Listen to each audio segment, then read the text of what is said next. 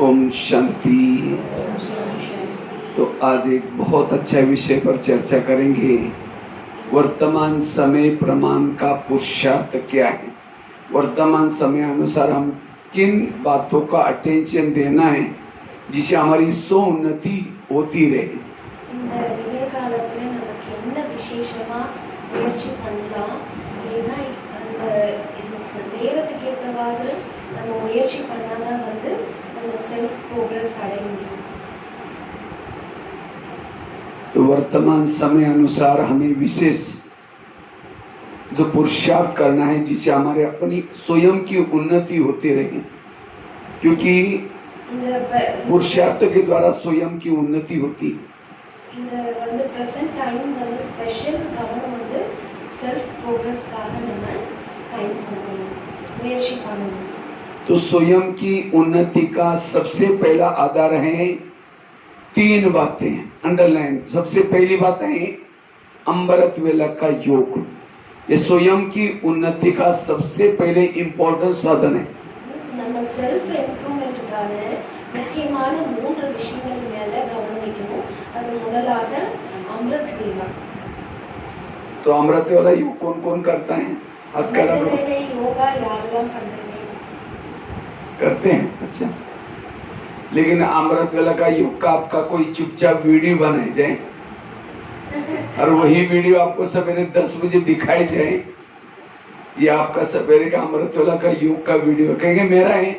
मैंने ऐसा किया था, दीवार के सहारे बैठे मुख खोला के बंद,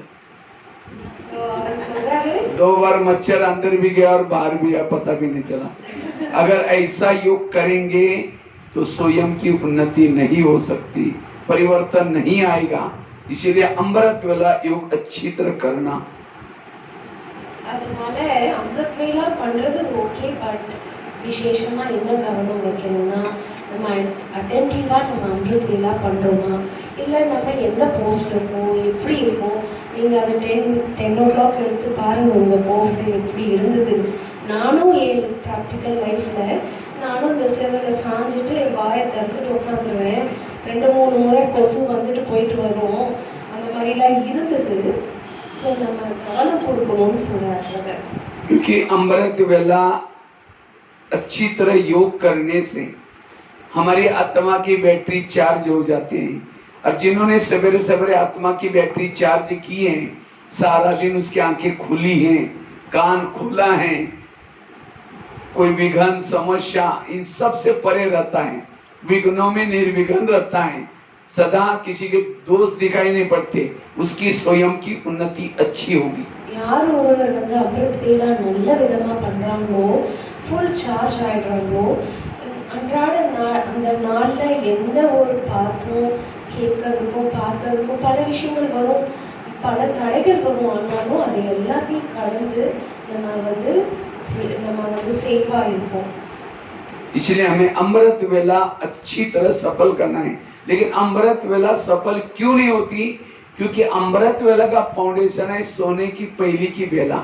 जो सोने से पहले रात को अच्छी अवस्था में सोता है उसकी अमृत वेला अच्छी, और जिसकी अमृत वेला अच्छी उसका सारा दिन अच्छा, और वो ब्राह्मण जीवन में उन्नति करता रहता है, अपनी आदतों को संस्कार को बदलता है, देवता बनने की तरफ जाता है। இதுல என்ன ஒரு முக்கியமான விஷயம் கவனத்துல கொடுக்கணும்னா, अमृत वेला எல்லாருக்கும் விருப்பம் தான். பட் என்னன்னா நம்ம தூங்குறது, अमृत வேலைக்கு முன்னாடி நம்ம தூங்குற விஷயத்துல அவ்வளோ கவனம் கொடுக்கணும். அப்பதான் நம்ம அட்டென்டிவா பவர்ஃபுல்லா நம்ம अमृत வேலை செய்ய முடியும். அப்ப நம்ம எல்லா விஷயங்களும் சம்ஸ்காரம் பரிவர்த்தனையில இருந்து நம்ம என்னெல்லாம் பிராமண லைஃப்ல நம்ம விரும்புறோமோ அதை அச்சீவ் பண்ண முடியும்.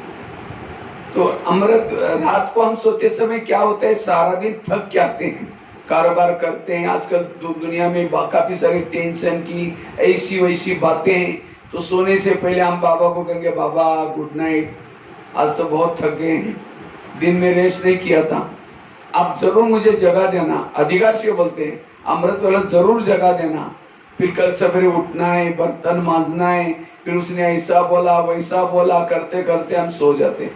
ஸோ என்ன நடக்குதுன்னா, வாஸ்தவமாக நம்ம ஃபுல் டே நிறைய விஷயங்கள் ஆஃபீஸில் நிறைய ஸ்ட்ரெஸ்ஸு எல்லாம் கேரி ஆன் பண்ணுறோம். அந்த டைமில் நம்ம வந்து அந்த ஒரு இதுலேயே நம்ம போய் படுத்துடும். அதனால ஃபுல் டே அந்த இது என்ன ஆகுது, அமிர்த் வேலா பவர்ஃபுல்லாக பண்ண முடியறதில்ல. அப்போ நம்ம வந்து மறுநாளும் காலையில் எந்திரிக்கணும், பாத்திரம் விளக்கணும், இந்த விஷயம் அந்த விஷயம்னு மறுபடியும் அதே தாட் தான் நமக்கு வர ஆரம்பிக்குது. तो अमृत वेला बाबा ओबीडियंट सर्वेंट बन करके आपके पास आपने रात को बोला है, उठाएगा। उठाने के बाद घड़ी की तरफ देखेंगे, अभी तो 4 को 5 मिनट कम है, थोड़ा 5 मिनट के लिए पड़े पड़े रहेंगे, सोएंगे नहीं, क्योंकि कल दिन में रेस्ट नहीं किया था।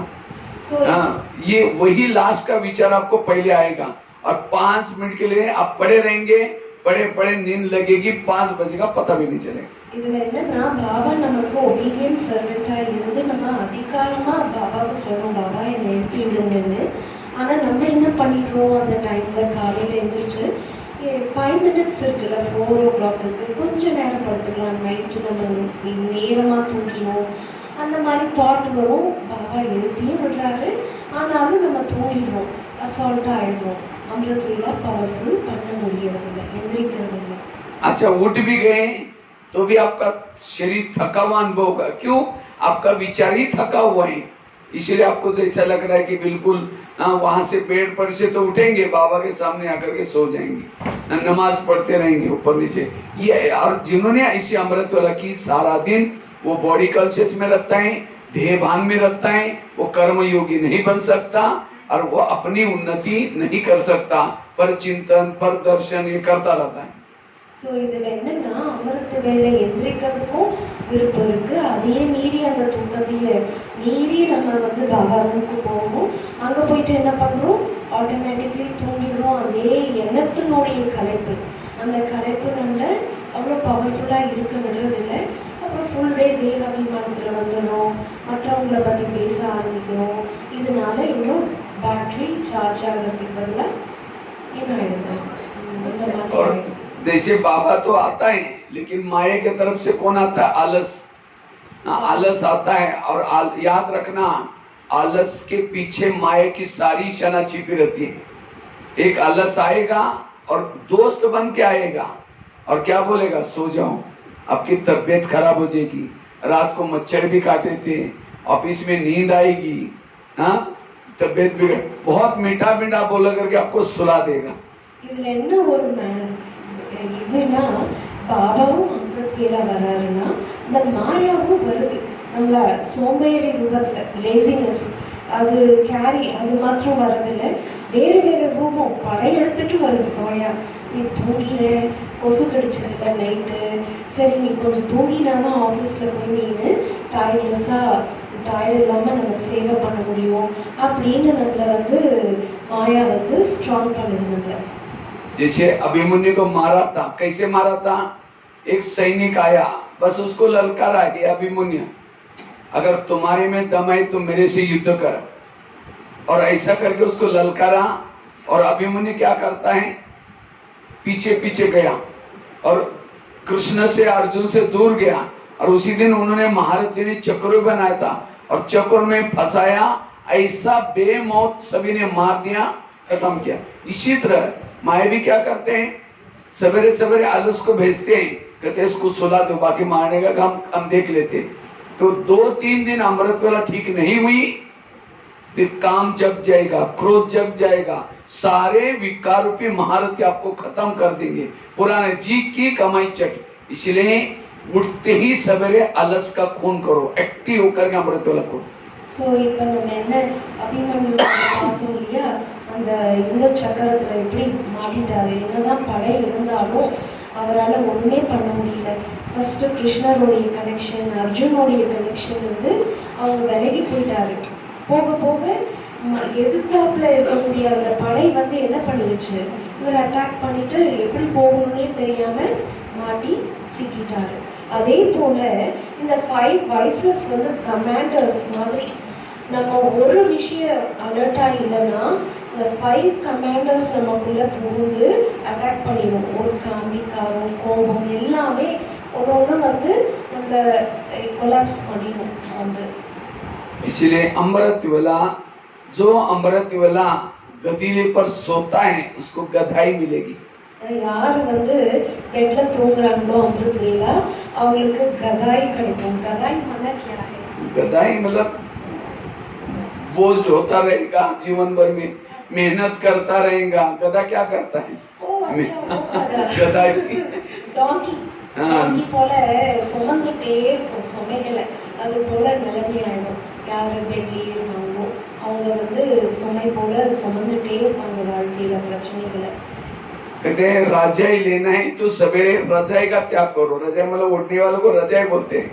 रजाई का जो त्याग करेगा उसको रजाई मिलेगी। गदीले पर 4 बजे सोएगा तो गधाई मिलेगी। ஸோ எவ்வளோ அழகான ஒரு ரைமிங்லி சொல்றாரு பாருங்க. பாபா நமக்கு சொல்லியிருக்காரு ராஜா ரசாயை விடலைன்னா ராஜ்யம் கிடைக்காது. அது எவ்வளோ ஒரு ரைமிங். அதே போல நம்ம வந்து கதி மீன்ஸ் கதாய் மீன்ஸ் பெட் மேட்ரஸ்ல இருந்தோம்னா அப்போ வந்து என்னது கதாய் நம்ம கழுத போல தான் சுமந்துட்டே இருப்போம். इसलिए अमृत वेला सो उन्नति का आधार है। ஆகையால அமிர்த் வேலா வந்து ஸ்வயம் முன்னேற்றத்துக்கான ஆதாரம். अब समझो किसी मेहमान को घर में बुलाओ, लेकिन मेहमान आने से पहले आप दरवाजे खिड़की लगा करके सो जाओ। वो बेल बजा रहे, घंटी बजा रहे, दरवाजे नहीं खोलो, और उस मेहमान को कैसे लगेगा? अरे ये लोगों ने मुझे बुलाया, मैं 10 काम छोड़ के आया और ये तो अंदर ही है, बाहर भी नहीं गया और दरवाजा बंद किया, तो चला जाएगा। फिर फोन करो क्या बात आप आई नहीं? क्या मैं आया था, बेल बजाई थी, घंटी बजाई थी, अपने दरवाजे नहीं खोला इसलिए चला गया। नहीं नहीं नहीं, जरूरी काम हो वापिस आ जाओ। फिर आया, फिर दरवाजा बंद किया, फिर फोन करो, कहेगा कभी नहीं आऊंगा। ஸோ இப்போ ஃபார் எக்ஸாம்பிள் ஒரு கெஸ்ட் வராங்கன்னா நம்ம வந்து வராங்கன்னா வெல்கம் பண்ணுறதுக்கு எல்லாமே நம்ம ஓப்பனில் வைக்கணும். கதவு ஜன்னல் எல்லாமே நம்ம ஓப்பனில் வைக்காம பெல் அடிச்சுட்டாங்க கெஸ்ட் அப்பவும் நம்ம திறக்கலைன்னா அவங்க போயிடுவாங்க இல்லையா? அவங்க பல வேலைகள் விட்டுட்டு ஸ்பெஷலாக இங்கே இன்வைட் பண்ணியிருக்கிறதுனால வந்திருக்காங்க. சரி ஃபோனில் திரும்ப ஏன் நான் எதிர்பார்த்துட்டு இருந்தேன் நீங்கள் வரல அப்படின்னு கேட்கும்போது நான் வந்தேன் பெல் அடித்தேன் ஆனால் நீங்கள் ரிசீவ் பண்ணல. ஸோ மறுபடியும் அவங்க வராங்க, திரும்பவும் கதவு மூடி இருந்ததுன்னு எப்படி இருக்கும் யோசிச்சு பாருங்க. इसी तरह हम अमृत वेला उठेंगे, बाबा को निमंत्रण देंगे। बाबा तो उस समय कितना बिजी है और बाबा तो इतना बड़े ऊंची हस्ती है, लेकिन आपका स्नेह और प्यार है इसलिए अपनी सारी काम छोड़ करके आपके पास आता है। लेकिन जब बुलाते हैं मीठे बाबा, प्यारे बाबा आ जाओ, हम आपसे बातें करनी है दरवाजे खिड़की घर की बंद, तेरे द्वार खड़ा भगवान भगत भर ले जोली भगत, तो हम समझे हो गया। दरवाजा बंद किया, बाबा देखता है इसने तो मुझे बुलाया, अब ये तो कुछ बोल ही नहीं रहा है। अब बाबा को तो बहुत भगत भुगत आते, फिर निकल जाता है। जैसा निकल गया कुछ समय के बाद नींद खुल जाते, फिर कहेंगे मीठे बाबा प्यारे बाबा, फिर बाबा देखता है अच्छा पीछे से वापिस बुला रहे हैं। ஸோ நம்ம அமிர்த் வேலா நம்ம எப்படி பண்ணுறோம்? பாபாவை இன்வைட் பண்ணுறோம். பாபாவுக்கு எவ்வளோ வேலை இருக்குது பாருங்க. காலையில் எவ்வளோ வேலைகள்லாம் விட்டுட்டு எத்தனை பேர் பார்க்கணும், அவருக்கு எவ்வளோ கமிட்மெண்ட் இருக்குது. அதெல்லாம் விட்டுட்டு நம்ம வீட்டே பாபா யாரே பாபான்னு அழைக்கிறோம். அவர் வராரு, ஆனாலும் மீட்டே பாபா யாரே பாபான்னு இப்படியே தூங்கிடுவோம். அதனால அவர் வந்தும் நம்ம அவர்கிட்ட இருந்து அடைய முடியல. நம்ம வாசல் தேடி வந்தும் நம்ம நிரப்பிக்க முடியல நம்ம பையை. ஸோ ஆகையால நம்ம என்ன பண்ணணும்? மறுபடியும் கூப்பிடும் போது வரதான் செய்கிறார் பாபா. तो योग आंखें खोल करके बैठना है। अब केवल खोल के भी नहीं बैठो। आप समझो घर में मेहमान आया, उसके चेहरे की तरफ देखते रहो, वो कहेगा फोन क्यों किया था? अब इसी तरह कई भाई बहन क्या करते हैं, अमृत वेला उठेंगे बाबा के फोटो की तरफ देखते रहेंगे, झूमते रहेंगे, फिर घड़ी में भी देखेंगे अब कब तक देखना है, फिर झूमते रहेंगे, फिर देखते रहेंगे। अब कोई घर में मेहमान आया, उसके चेहरे की तरफ देखो, घड़ी की तरफ देखो, उनको लगेगा इनको कहीं जाना होगा इसलिए मुझे घड़ी दिखा रहे हैं बार बार। कई बार मैं जब क्लास कराता हूँ ना, माता धीरे से घड़ी की तरफ देख लेते, हम समझते इनकी बुद्धि हट गई, अब जाना है इनको। तो सुना करके फायदा क्या, जब ध्यान बाहर है हम बंद कर लेते, तुरंत पता चल। ஸோ இப்போ பாபாவை நம்ம இன்வைட் பண்ணுறோம். இப்போ இந்த வீட்டுக்கு கதவு இது, நம்ம வீட்டுக்கு கதவு எது, இதெல்லாம் இருக்குல்ல, இந்த கதவெல்லாம் இந்த ஷட்டரெல்லாம் ஓப்பன் பண்ணி வைக்கணும். ஒன்லி பார்க்கறது மாத்திரம் இல்லை பாபா போட்டோவை, கடிகாரத்தை பார்க்குறாங்க, பாபாவை பார்க்குறாங்க. ஆனா பேசணும் இல்லையா அவர்கிட்ட? அன்பா உரையாடல் பண்ணணும் இல்லையா? அது பண்ண மாட்டேங்கிறோம். யாருன்னா முன்னாடி கிளாஸ் எடுத்தாலும் கடிகாரத்துக்கிட்ட போனால் என்ன தோணும்? உங்களுக்கு போகணும் போல. அப்போ பகவான் பாய் கூட ஸ்டாப் பண்ணிடுவாங்க கிளாஸ். ஸோ இவங்க புத்தி வெளியே போகுது, டைம் பார்த்துட்டு இருக்காங்க. इसलिए लगन में मगन होकर के बैठो। कई तो क्या करेंगे, मैं आत्मा हूँ, शांत स्वरूप हूँ, शक्ति से अब जा रही चांद सूरज तारांगन के पार। अब तारांगन के पार जाकर के कोई नींद करे, अब नीचे हड्डी गुड्डी टूट जाएगी, गिर जाएंगे तो। इसीलिए अटेंशन से ऊपर चलना है। ஸோ அமிர்த் வேலா நம்ம பண்ணும்போது ரொம்ப வந்து மிக ஈடுபாடோட சேர்ந்து லவ்லின் பாபா கிட்ட வந்து இணைந்து நம்ம யோகா பண்ணணும். ஆனால் நான் சூரியன் நட்சத்திரம் எல்லாம் கடந்து போய் நம்மளால கீழே விழுந்தா என்ன நிலைமை ஆகும் அப்படி யோசிச்சு பாருங்க. நம்மளே தன்னாரியான சேர்லேருந்தே விழுந்துருவோம். ஸோ அதுவும் இருக்கு இல்லையா? अटेंटिवा நம்ம அமிர்த் வேலா பண்ணணும். किसी के चेहरे पर मेकअप हो रहे हैं और जिसके चेहरे पर मेकअप हो रहा है चुटका लगा दे, यहाँ का मेकअप यहाँ पहुंच जाएगा। இப்போ பாபா அமிர்த் வேலால மேக்கப் நடக்குது நம்மளுடையது. அந்த டைம்ல நம்ம சொக்கி வளைஞ்சோம்னா இங்க போடுற மேக்கப் இங்க போயிடும் இல்லையா? எப்படி இருக்கும்? அலங்கோலமாயிடும். उसी समय सारी दुनिया के लोग सोए हैं और भगवान ऊपर से आता है और सारे घर में और भी लोग सोए हैं, किसी को नहीं उठाया, आपको उठाया और उठा करके आपके भाग्य में लिख रहे हैं। हाँ, लिख रहे हैं मैं तुमको सोने के महल दूंगा, पुष्पक विमान दूंगा, ये करो। अब सामने वो लिख रहे भाग्य और हम झुटका लगा रहे, लिखने ही नहीं दे रहे। हाँ, इसीलिए कहते ना भगवान सब भाग्य में लिख रहे थे, सो रहे थे क्या? इसीलिए वो लिख रहा है, उसको धन्यवाद तो दो। वो मीठे बाबा, सारी दुनिया सोई है और आपने मुझे उठा करके मेरा भाग्य लिख रहे हैं। आप कितना सवेरे सवेरे के ऊपर से आए, शुक्रिया बाप। कुछ तो बोलो, तो धन्यवाद तो छोड़ो। और ये उसको अब कोई बच्चे के चेहरे पर मेकअप करे मम्मी या कुछ श्रृंगार करे, बच्चा हलचल करे, थप्पड़ मारते, शांत नहीं रह सकता। इसलिए आंखें खोल करके बाबा की महिमा गाओ, धन्यवाद दो, अमृत वेला अच्छी करो। ஸோ இப்போ அமிர்த் வேலா டைமில் உங்கள் வீட்டிலே பாபாவுடைய குழந்தையா இருக்கிறவங்க ஒருத்தவங்க 2 பேர் தான். மற்றவங்கலாம் தூங்குறாங்கன்னா பாபா உங்களை எழுப்பி அமிர்த் வேலாவில் நம்ம பாக்கியத்தை எழுதுறதுக்காக வந்திருக்காரு. ஸோ பக்தியிலே நம்ம என்ன சொல்லுவோம்? பாக்கியத்தை எழுதுறதுக்காக வரும்போது நீங்கள் என்ன தூங்கிட்டு இருந்தீங்களான்னு கேட்பாங்க இல்லையா? அந்த டைமில் வந்து பாபா வந்து அவர் என்ன சொல்கிறார்? குழந்தையே உங்களுக்கு ஸ்வர்க்கம் கொண்டு வந்திருக்கேன், புஷ்ப விமானம் கொண்டு வந்திருக்கேன், எல்லாமே கொண்டு வந்திருக்கேன். ஆனால் நம்ம என்ன பண்ணுவோம்? அந்த டைமில் பாபா கிட்ட இதெல்லாம் பேசணும். அதை பேசுகிறதே இல்லை. லெவனில் நம்ம ஈடுபாடாக இருக்கிறது இல்லை. ஸோ அப்போ பாக்கியம் எப்படி எழுத முடியும்? बाबा கூட எப்படி நினைச்சு எழுத முடியும்? रात को 2 बजे ट्रेन जा रही और चाय वाला चाय चाय चाय का झुटका लगाता है। हाँ, उसको क्या दिखता है? अगर चाय मेरा बिकेगा 50 रुपए मुझे मिलेगा, 100 रुपए मुझे 100 रुपए दिखते हैं, इसलिए उसको नींद नहीं आती। तो आज मेरी एक दिन की अमृत वेला अच्छी हो जाएगी तो मुझे एक जन्म की प्राप्ति होगी।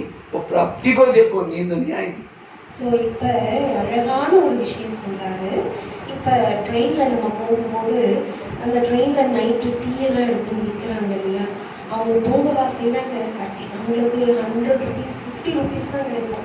அந்த 50-100 ருபீஸ் கூட எனக்கு வருமானம்னு சொல்லிட்டு தூங்காமல் பண்ணுறாங்கல்ல. தூங்கி வளைஞ்சிக்கிட்டு அவங்க வியாபாரம் பண்ணுறாங்க. அதுபோல் அமிர்த் வேலா நம்ம பவர்ஃபுல்லாக பண்ணுறது என்ன அர்த்தம்னா, ஒரு பிறவி ஒரு ஜென்மத்துக்கான பிராப்தியை நம்ம எடுக்கிறோம். अमृत वेला बाबा हर एक के घर में आता है क्योंकि वो निराकार है। उसको चक्कर लगा, जहाँ बाबा के बच्चे हैं मुरली सुनते हैं, क्लास में सेंटर पर आते हैं, हर एक के घर में बाबा चक्कर लगाता है। तो दिखता है कभी आपके घर में आता है बाबा? பாபா வந்து ஒவ்வொரு பாபாவுடைய குழந்தைங்களுடைய வீட்டுக்கு ரவுண்ட்ஸில் வருவார். எல்லாம் செக் பண்ணுவார். நம்ம கிளாஸுக்கு போகிறோமா, வருமா, அமிர்த் வேலா பண்ணணுமா, நம்ம எல்லாம் எப்படி இருக்கும் எல்லாமே பார்க்க வரார். எல்லா இடத்துலையும் சென்டர் எல்லா இடத்துலையும் வருவார் பாபா. बाबा को देखने के लिए एक तो आत्मिक स्थिति में बैठने की जरूरत है, दूसरा होश में बैठने की जरूरत है। कोई बेहोश में होगा तो उसको कहाँ नजर आएगा? ஸோ பாபா வரும்போது நம்ம எந்த கான்ஷியஸில் இருக்கணும்? சோல் கான்ஷியஸில் இருக்கணும். கான்ஷியஸ்லி அட்டென்டிவாக இருக்கணும், அலர்ட்டாக இருக்கணும். அப்போ தான் வந்து பாபாவை நம்ம ஃபீல் பண்ண முடியும். ஸோ கான்ஷியஸும் இல்லை, கான்ஷியஸும் இல்லைன்னா என்ன அர்த்தம்? अब कोई व्यक्ति गटर में गिरा है, शराब पी करके गटर में गिरा है, और कोई आकर के कहता है अरे भाई 10 रुपए ले लो, घर में जाकर सो जाओ, वो क्या बोलता है, मैं राजा हूं, मुझे कुछ नहीं चाहिए। अब वो गिरा है गटर में, लेकिन नशे में अपने को क्या समझता है, राजा। इसी तरह बाबा भी अमृत वेला वरदानों का झोला लेकर के हर एक के पास आता है, पूछता है बच्चे कुछ चाहिए, लेकिन हम उस समय झूम रहे होते हैं नशे में, निद्रा के, कुछ नहीं चाहिए मैं राजा हूँ। कोई ऐसा झूमता है, कोई ऐसा झूमता है, हाँ कहीं तो दिन में ही झूमना शुरू करते हैं, अमृत वेला तो पता नहीं क्या होता होगा। ஸோ என்னன்னா அந்த ட்ரிங்க்ஸ் எல்லாம் அடிச்சுட்டு சாக்கடையில் விழுந்து கிடைக்கிறாங்கல்ல, சரி போயிட்டு போதுன்னு யாருனாலும் ஒரு பைசா கொடுத்து வீட்டுக்கு போங்கன்னு சொன்னால் நான் நல்ல இடத்துல இருக்கேன்னு சொல்லுவாங்க. என்னதான் தட்டி எழுப்பினாலும் எழுந்திரிக்க மாட்டாங்க. அது போல் நாமளும் என்ன பண்ணுறோம், எந்த போதையில் இருக்கோம், அதை மீன் பண்ணுறதே இல்லை நம்ம. அதனால தான் பாபா என்ன சொல்கிறாரு, பகலில் கூட தூங்கி வழிகிறாங்க. அப்போ அமிர்த வேலா எப்படி இருக்கும்னு சொல்கிறாரு பாபா. एक कुमारी ने मुझे क्वेश्चन पूछा, कहते भाई साहब मैं अमृत वेला उठती हूँ लेकिन परम धाम में नहीं जाती हूँ। मैंने कहा क्यों? कहते उसी समय हमारे घर के ऊपर बहुत अंधेरा होता है, इसीलिए ऊपर नहीं जाती हूँ, अमृत वेला उठती हूँ इसलिए। ஸோ ஒரு குமாரி வந்து இவர்கிட்ட சொன்னாங்களா, நான் அமிர்த வேலா எழுந்திருப்பேன், ஆனால் நான் பரந்தாமத்துக்கு போக மாட்டேன், ஏன்னா எங்கள் வீட்டு மேலே இருட்டாக இருக்குது, அதனால நான் போகிறதில்லை அப்படின்னு சொன்னாங்களா. एक कुमार कहता है भाई साहब मैं अमृत वेला मेरी नींद ही नहीं खुलती। हमने कहा क्यों? अलार्म लगाए करो, अलार्म लगाए तो खुल जाएगी। कहता है लगाता हूँ 5 अलार्म लगाता हूँ लेकिन सुनाई नहीं पड़ता। हमने कहा क्यों? कहता है मैं सोने के लिए ऊपर परमधाम में जाता हूँ और मेरा अलार्म तो बेड पर यहाँ धरती पर बजता है, इसीलिए सुनाई नहीं पड़ता। ஸோ இப்படியெல்லாம் ஜோக் அடிக்கிறாங்க, ஃபனி ஜோக்கு. குமார்ஸ் வந்து சொல்கிறாங்களாம், வந்து இது பாருங்க பிரதர், நான் வந்து 5 times அலாரம் வைக்கிறேன், ஆனால் எந்திரிக்கவே முடியல, நான் என்ன பண்ணுறது, நான் மேலே போயிடுறேன் பரந்தாமத்தில், அலாரம் பெட்டில் இருக்குது, நான் எப்படி எந்திரிக்கிறதுன்னு சொன்னாங்க. அப்படிலாம் பேசுகிறாங்க. हमने कहा परम धाम में नहीं जाते हो, धाम तो बहुत है, निद्रा लोग, स्वप्न लोग, कोई स्वप्न लोग में कुछ देख रहे हैं, निद्रा लोग में कुछ देख रहे हैं, तो अलार्म कहाँ सुनाई पड़ेगा उसको। सचमुच अगर परम धाम में बाबा की याद में सो जाओ तो तुरंत जागृत होकर के सोना। பரந்தாமத்தில் இருக்காங்கன்னா அலர்ட்டாக இருப்பாங்க இல்லையா. வேறு எந்தெந்த லோகத்துலையோ போய் நித்ரா லோகம், ஸ்வப்ன லோகத்துலலாம் போய் இருக்கிறதுனால தான் அலாரம் கேட்கறதே இல்லை, அதில் மூழ்கி இருக்காங்க. ஸோ பாபா கிட்ட இருக்காங்கன்னா எப்பொழுதும் அலர்ட்டாக தானே இருக்கும். और आजकल तो बहुत साधन है, गीत लगाओ, कुछ न कुछ कान में ये लगा करके, हेडफोन होता है, गीत लगा करके चलते, लेकिन अमृत वेला हमें अच्छी तरह करना है। और जो अमृत वेला अच्छी तरह करता है उसकी अवस्था अच्छी है, उसकी स्वयं की उन्नति करता है, वो गुण धारण करता है, देवी देवता जैसे बन सकता है। ஸோ யார் ஒருவர் வந்து அமிர்த வேலா மேலே நல்லா கவனம் வைக்கிறாங்களோ அவங்களுக்குள்ள நல்ல ஸ்திதி உருவாகும், தேவதையாயிடலாம், குணங்கள் வரும், நல்ல சேஞ்சஸ் வரும் நம்ம லைஃப்பில். ஸோ இதுதானே நம்ம செய்யணும். अमृत वेला जो अतीन्द्रिय सुख में झूमता रहता है, अलर्ट होकर के बैठता है, वो सत्युग में झूमने वाले गोप गोपी के पास आता है।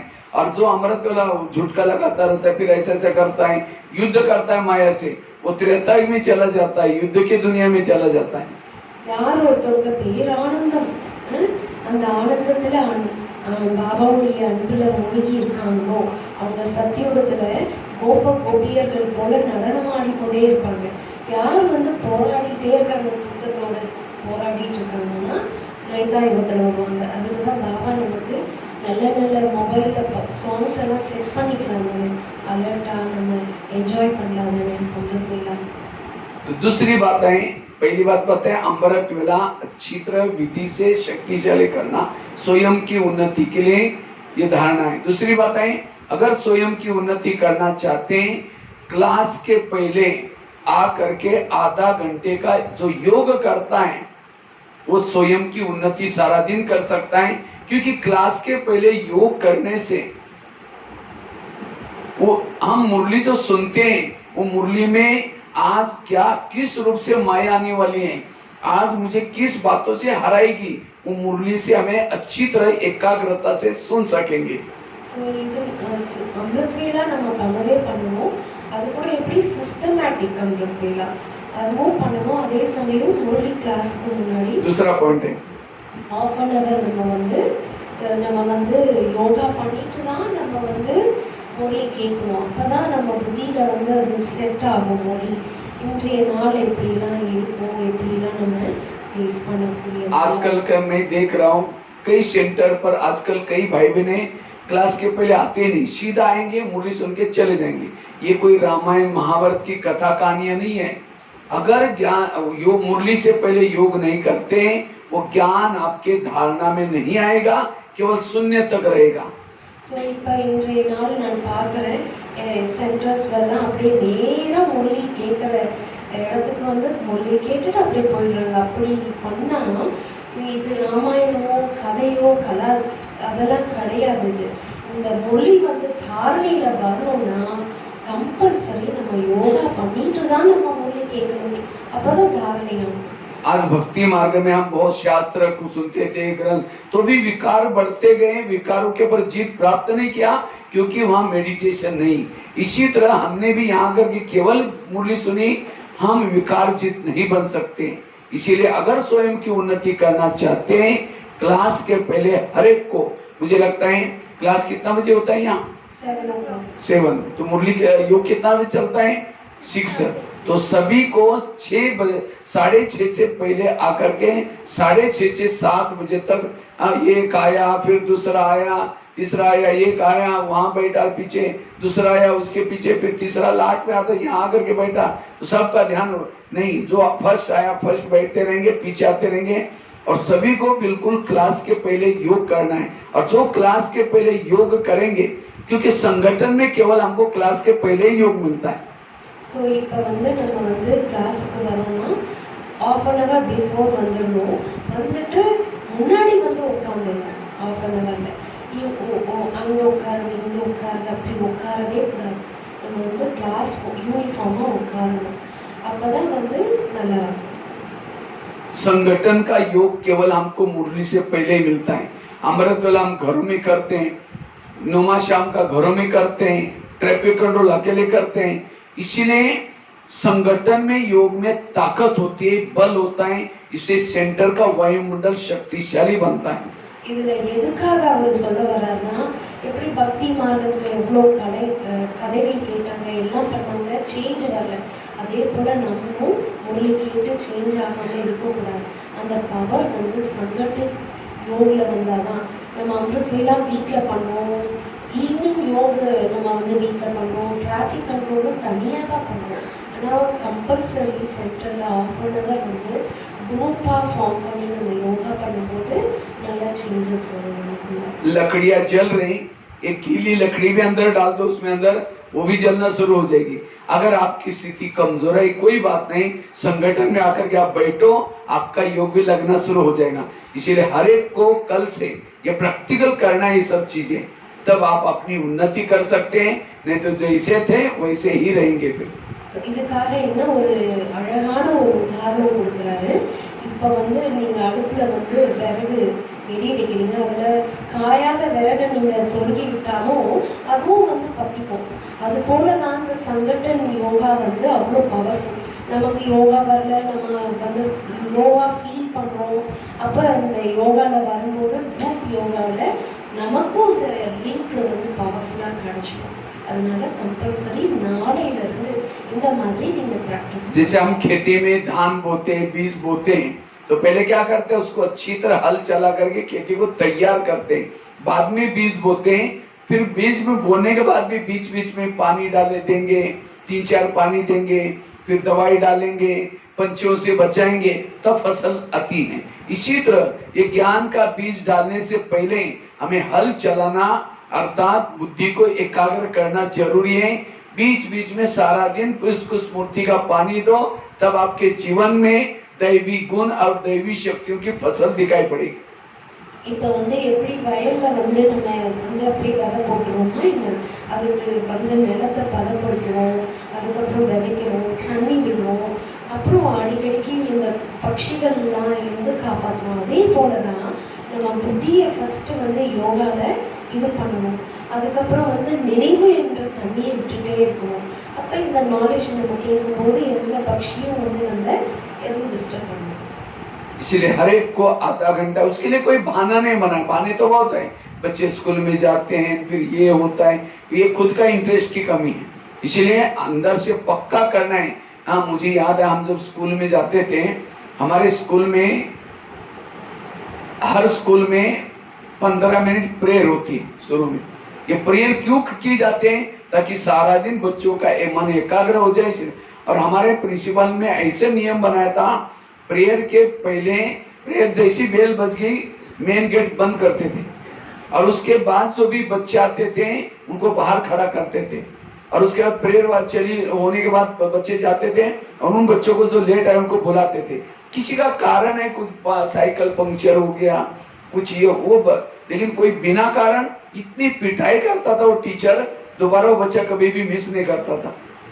तो इसी तरह हमारा भी प्रिंसिपल सवेरे 6:30 के बाद सेंटर के आसपास चक्कर लगाता है, लेकिन कोई घर में बैठा है, कोई कंघी कर रहे हैं, कोई ये कर रहा है, चाय पी रहे हैं।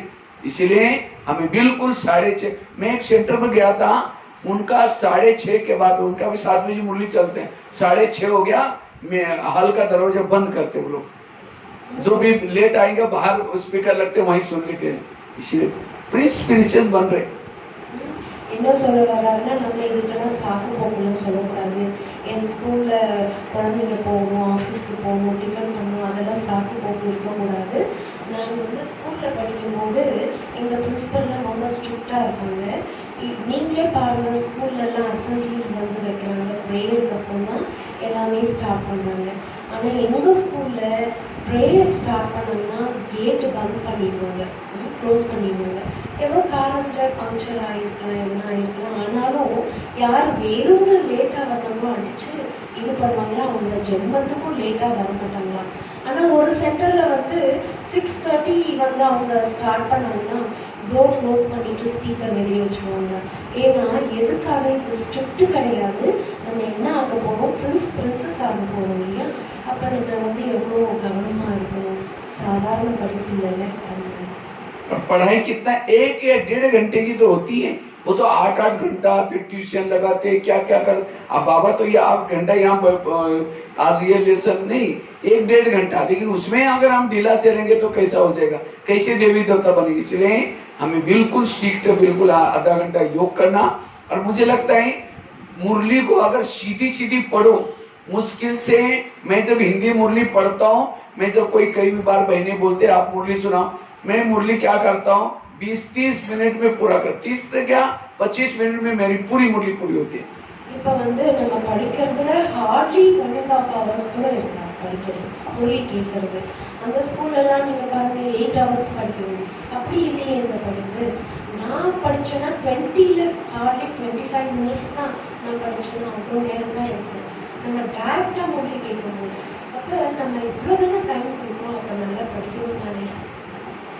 इसलिए हमें रोज क्या करना है, क्लास के पहले आकर के योग करना है। इससे हमारी बैटरी चार्ज होगी। जब मुरली सुनेंगे हमें नशा चढ़ेगी उस मुरली से। अगर हमने आत्मिक स्थिति नहीं बनाई, ऐसे बैठे हैं, तो हमें उस सत्युग में, सत्युग का वर्णन बाबा कर रहे हैं तो, लेकिन वो नशा नहीं चढ़ेगी, मुरली से डांस नहीं होगा। बाबा வந்து என்ன சொல்றாரு, முரளியில நடனம் ஆடணும், அந்த குழந்தை தான் பாபாவுக்கு பிடிக்கும் இல்லையா.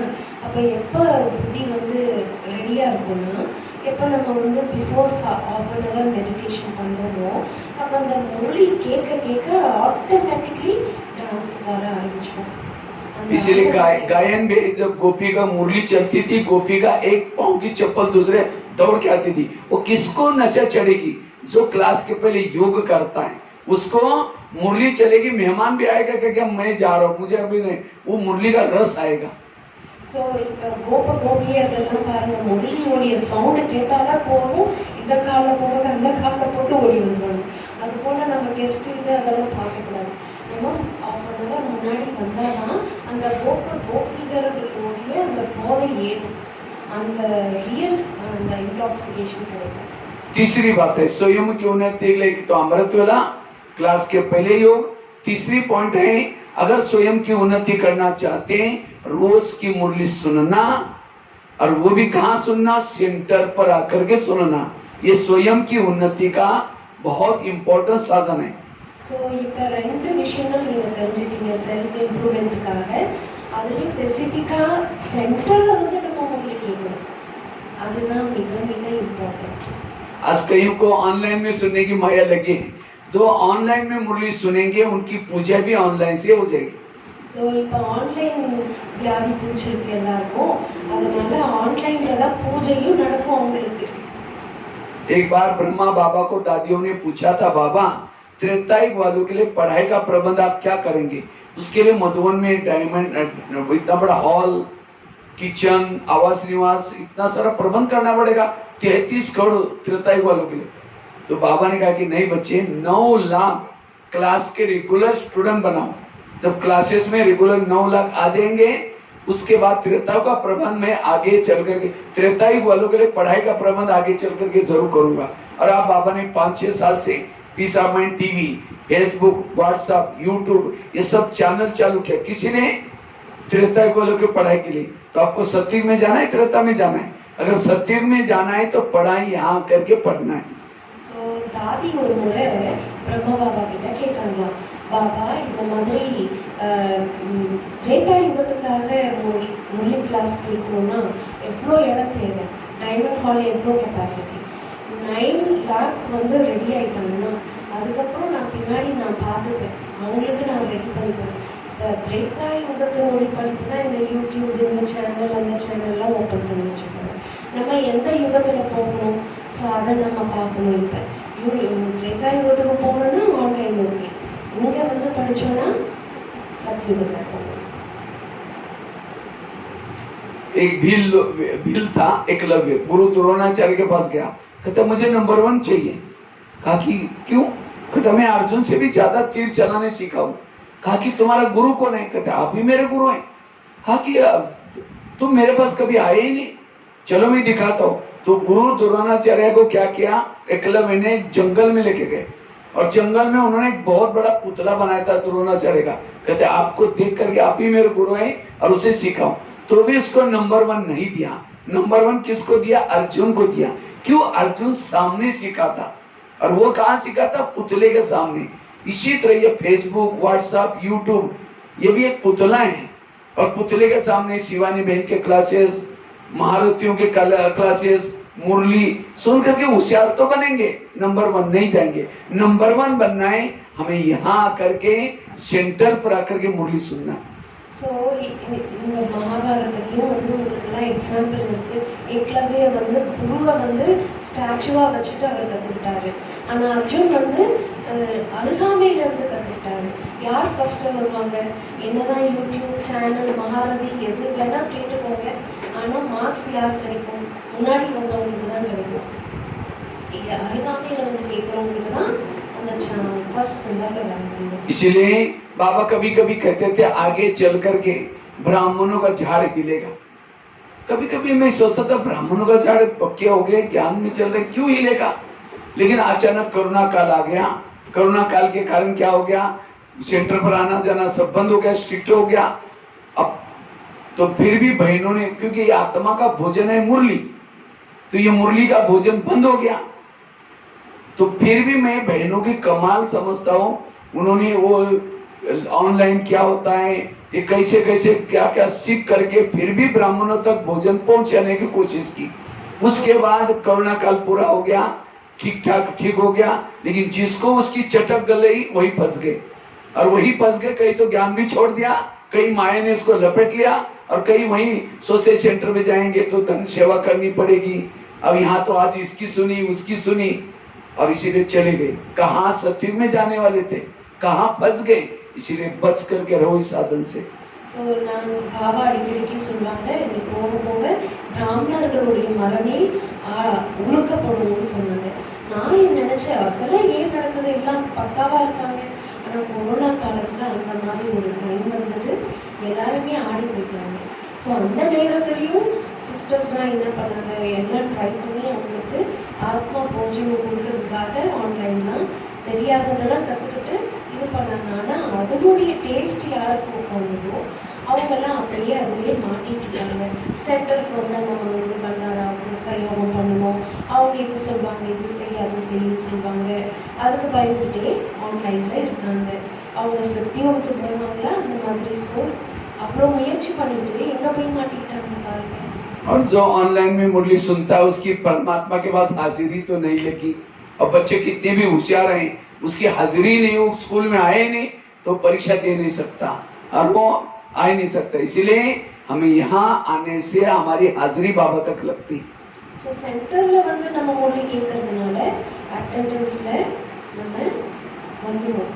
ஆனா வெளியில நம்ம என்னதான் சின்சியரா ஆன்லைன்ல கேட்டாலும் बाबा किटा रजिस्टर में वराது।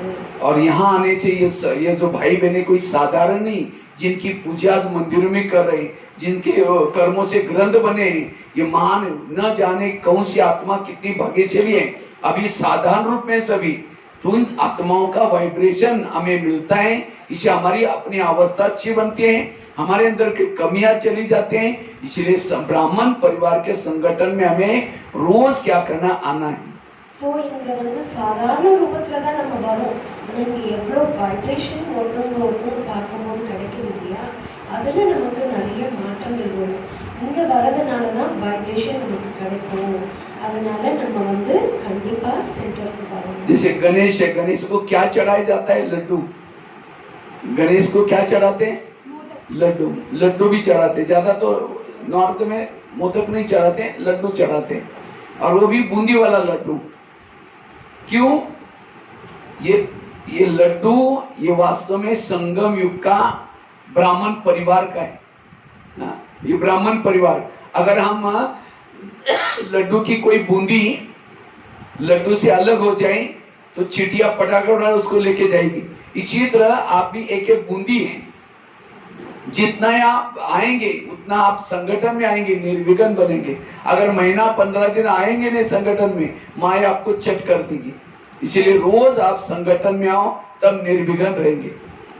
இங்க வந்து நம்ம சாதாரண ரூபத்துல வந்தாலும் நம்ம செய்யக்கூடிய ஒவ்வொரு இதுவும் கிரந்தத்துல வருது, நம்மளுடைய ஹிஸ்டரியில வருது. ஸோ இது எவ்வளோ மகத்துவம் வாய்ந்தது. அதே போல கணேஷ்க்கு வந்து நம்ம வந்து லட்டு தான் வைக்கிறோம்.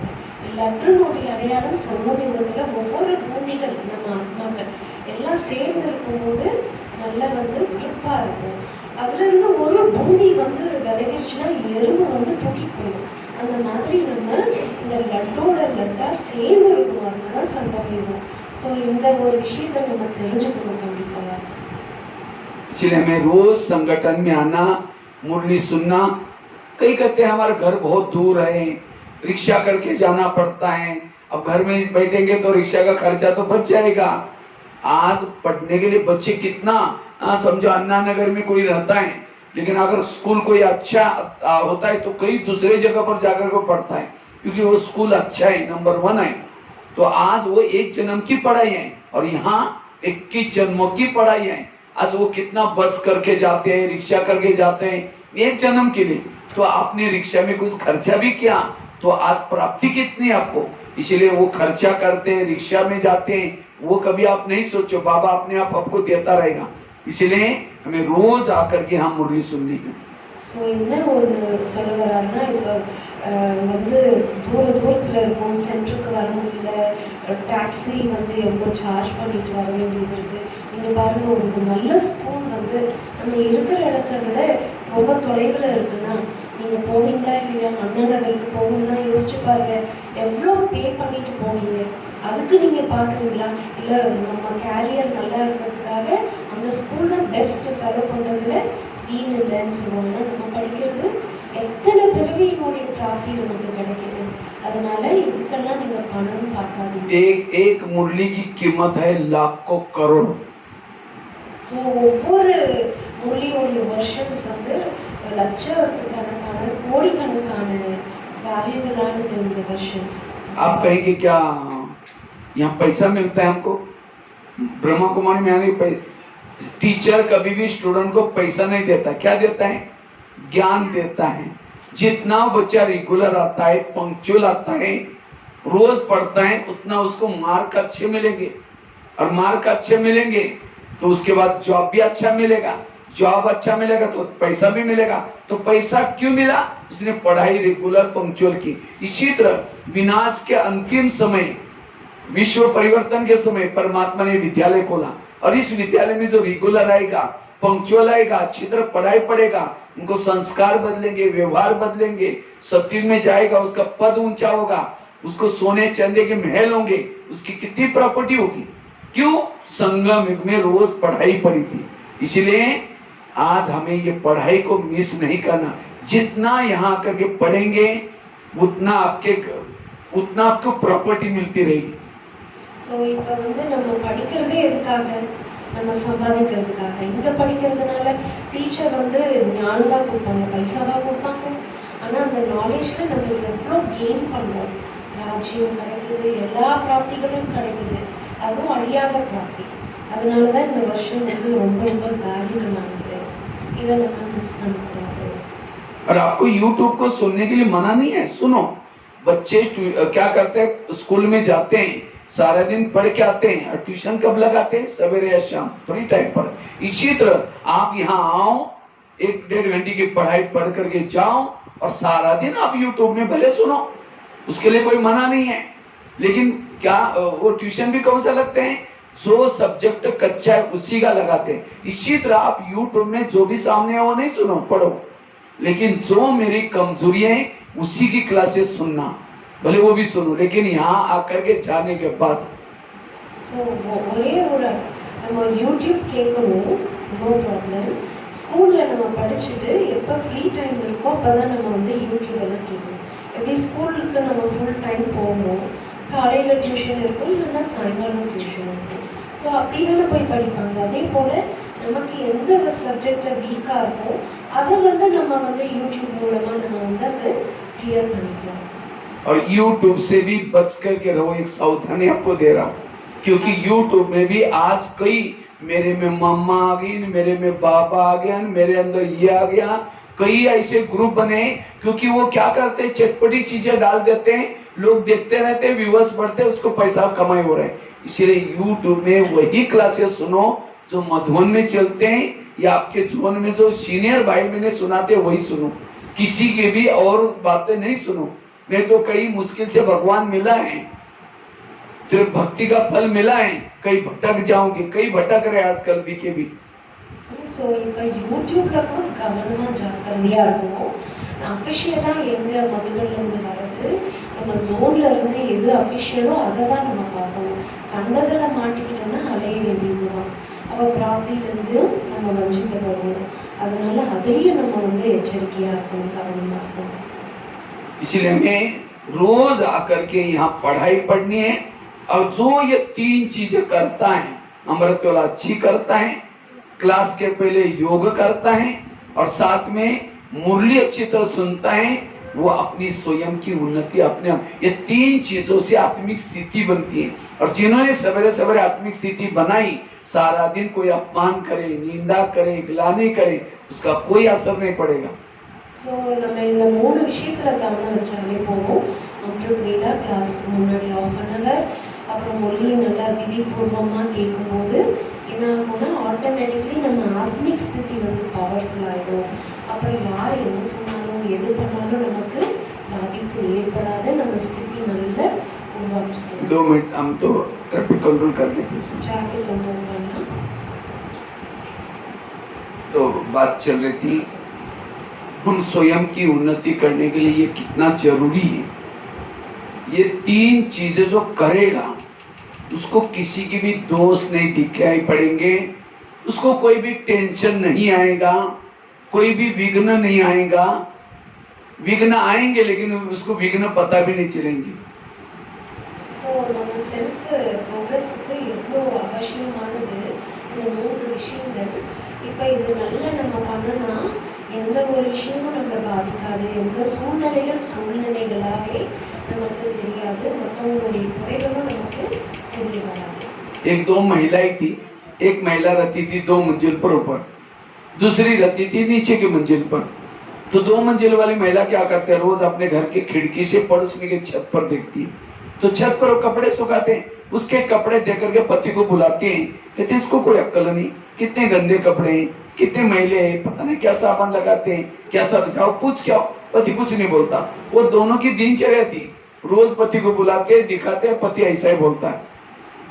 ஸோ ஒரு மல்டி ஸ்டோர் பில்டிங் இருக்கும். அதில் செகண்ட் ஃப்ளோரில் இருக்கக்கூடிய ஒரு ஒரு அம்மா வந்து எப்பயுமே மற்ற வீட்டை பார்த்துட்டு செப்பல் பாருங்க எவ்வளோ அழுக்காக இருக்கு, அவங்க துணி பாருங்க எவ்வளோ அழுக்காக காமிச்சிட்டு இருக்குன்னு அவங்க கணவர் கிட்ட காமிச்சிட்டே இருப்பாங்க. டெய்லி இதே வேலை பண்ணுவாங்க. लेकिन एक दिन जब उस 2 मंजिल वाली महिला ने पड़ोसने के छत पर देख लिया, कपड़े अच्छे दिखने लगे, रोज तो गंदे दिखते थे। उसी दिन उसको वंडर लगा, पति को बुलाया, कहते आज इसको कैसा अक्ल आ गई, कितना अच्छा धुला है, क्या पता नहीं क्या साबुन बदली, क्या सर पर जाओ पूछ क्यों। पति धीरे से मुस्कुराता कहता है आज सवेरे सवेरे मैंने अपने घर की खिड़की के कांच साफ किए, शीशे साफ किए।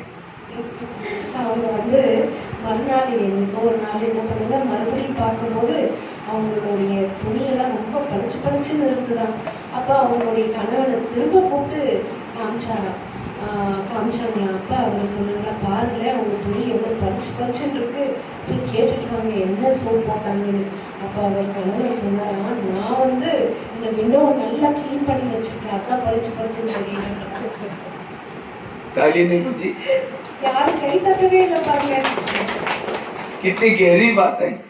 देखो रोज वो अच्छी धुलाई करते थे, उसको गंदे क्यों दिखते थे, उनकी खुद की खिड़कियां गंदी थी। इसी तरह जिस दिन सेंटर पर नहीं आएंगे, अमृत वाला ठीक नहीं करेंगे, मुरली नहीं सुनेंगे, क्लास के पहले योग नहीं करेंगे, आपकी बुद्धि की खिड़की मैली होगी और सारा दिन जिसको देखेंगे सब गलत नजर आएगा। फिर कहते इसको सुधारना चाहिए, तो बहुत खराब है, पर चिंतन करेंगे, ये करेंगे वो करेंगे, खिड़की आपकी गंदी है और दोस्त उसको दे। इसलिए सारा सब कुछ अच्छा है, आप अपनी खिड़की को साफ करो। ஸோ என்னன்னா நம்ம புத்தி என்ற அந்த ஜன்னலை வந்து க்ளீனாக வச்சுக்கணும். அப்போ க்ளீனாக வைக்கிறதுக்கு 3 வழி இன்னைக்கு சொல்லியிருக்காரு. அதை க்ளீனாக வச்சுட்டாலே எல்லாமே க்ளீனாக தெரியும் நமக்கு. அதை வந்து எப்பொழுதும் மெயின்டைன் பண்ணிகிட்டே இருக்கணும். அப்போ எதுவுமே நமக்கு தப்பாக தெரியும். तो कौन कौन रोज खिड़की साफ करता, हाथ खड़ा करो। யாரெல்லாம் டெய்லி ஜன்னலை க்ளீன் பண்ணிட்டு இருக்கீங்க கை தூக்குங்க। खिड़की मतलब घर की नहीं। अब कई को लगता है घर की खिड़की की बात बोल रहे। मैं अभी पिछले साल नेपाल में गया था 5-6 महीना पहले, तो 3 दिन की भट्टी थी। तो 3 दिन की भट्टी थी, तो पहले दिन मैंने ये बात बताई खिड़की वाली, दूसरे दिन 2-4 माता आया ही नहीं, तीसरी दिन आई। बहनों ने कहा कल क्यों नहीं आए थे, कहता कहा कि परसों भैया ने कहा ना खिड़कियां साफ करो, कल हम सारा दिन खिड़कियां साफ करने में लगे थे। இதுக்கு முன்னாடி நான் 3 மாசத்துக்கு முன்னாடி நேபாளில் வந்து நான் பட்டி பண்ண போயிருந்தேன் 3 நாளுக்காக. அப்போ ஃபர்ஸ்ட் டே இந்த மாதிரி நான் ஒரு இது சொன்னேன். மறுநாள் பார்த்தா மாதாசே வரல, ஏன் வரலன்னு அதுக்கு அடுத்த நாள் டீச்சர்ஸ் கேட்கும்போது, இல்லை பிரதர் வந்து கிளாஸில் விண்டோலாம் க்ளீன் பண்ண சொன்னாங்க, அதனால நாங்கள் விண்டோ க்ளீன் பண்ணோம், அதனால தான் பட்டிக்கு வரல। कभी कभी हम ज्ञान को उल्टा कर लेते। भक्ति में यही किया ना, भक्ति कोई गलत नहीं, भक्ति अच्छी है, लेकिन बात को उल्टा किया, फायदे के बजे घाटे में गए। இதே போலதான் பக்தியும் நம்ம என்ன பண்ணுவோம், பக்தியும் லாபம் தான், ஆனா நம்ம தலைகீழ எல்லாமே தலைகீழ புரிஞ்சுக்கிறோம்।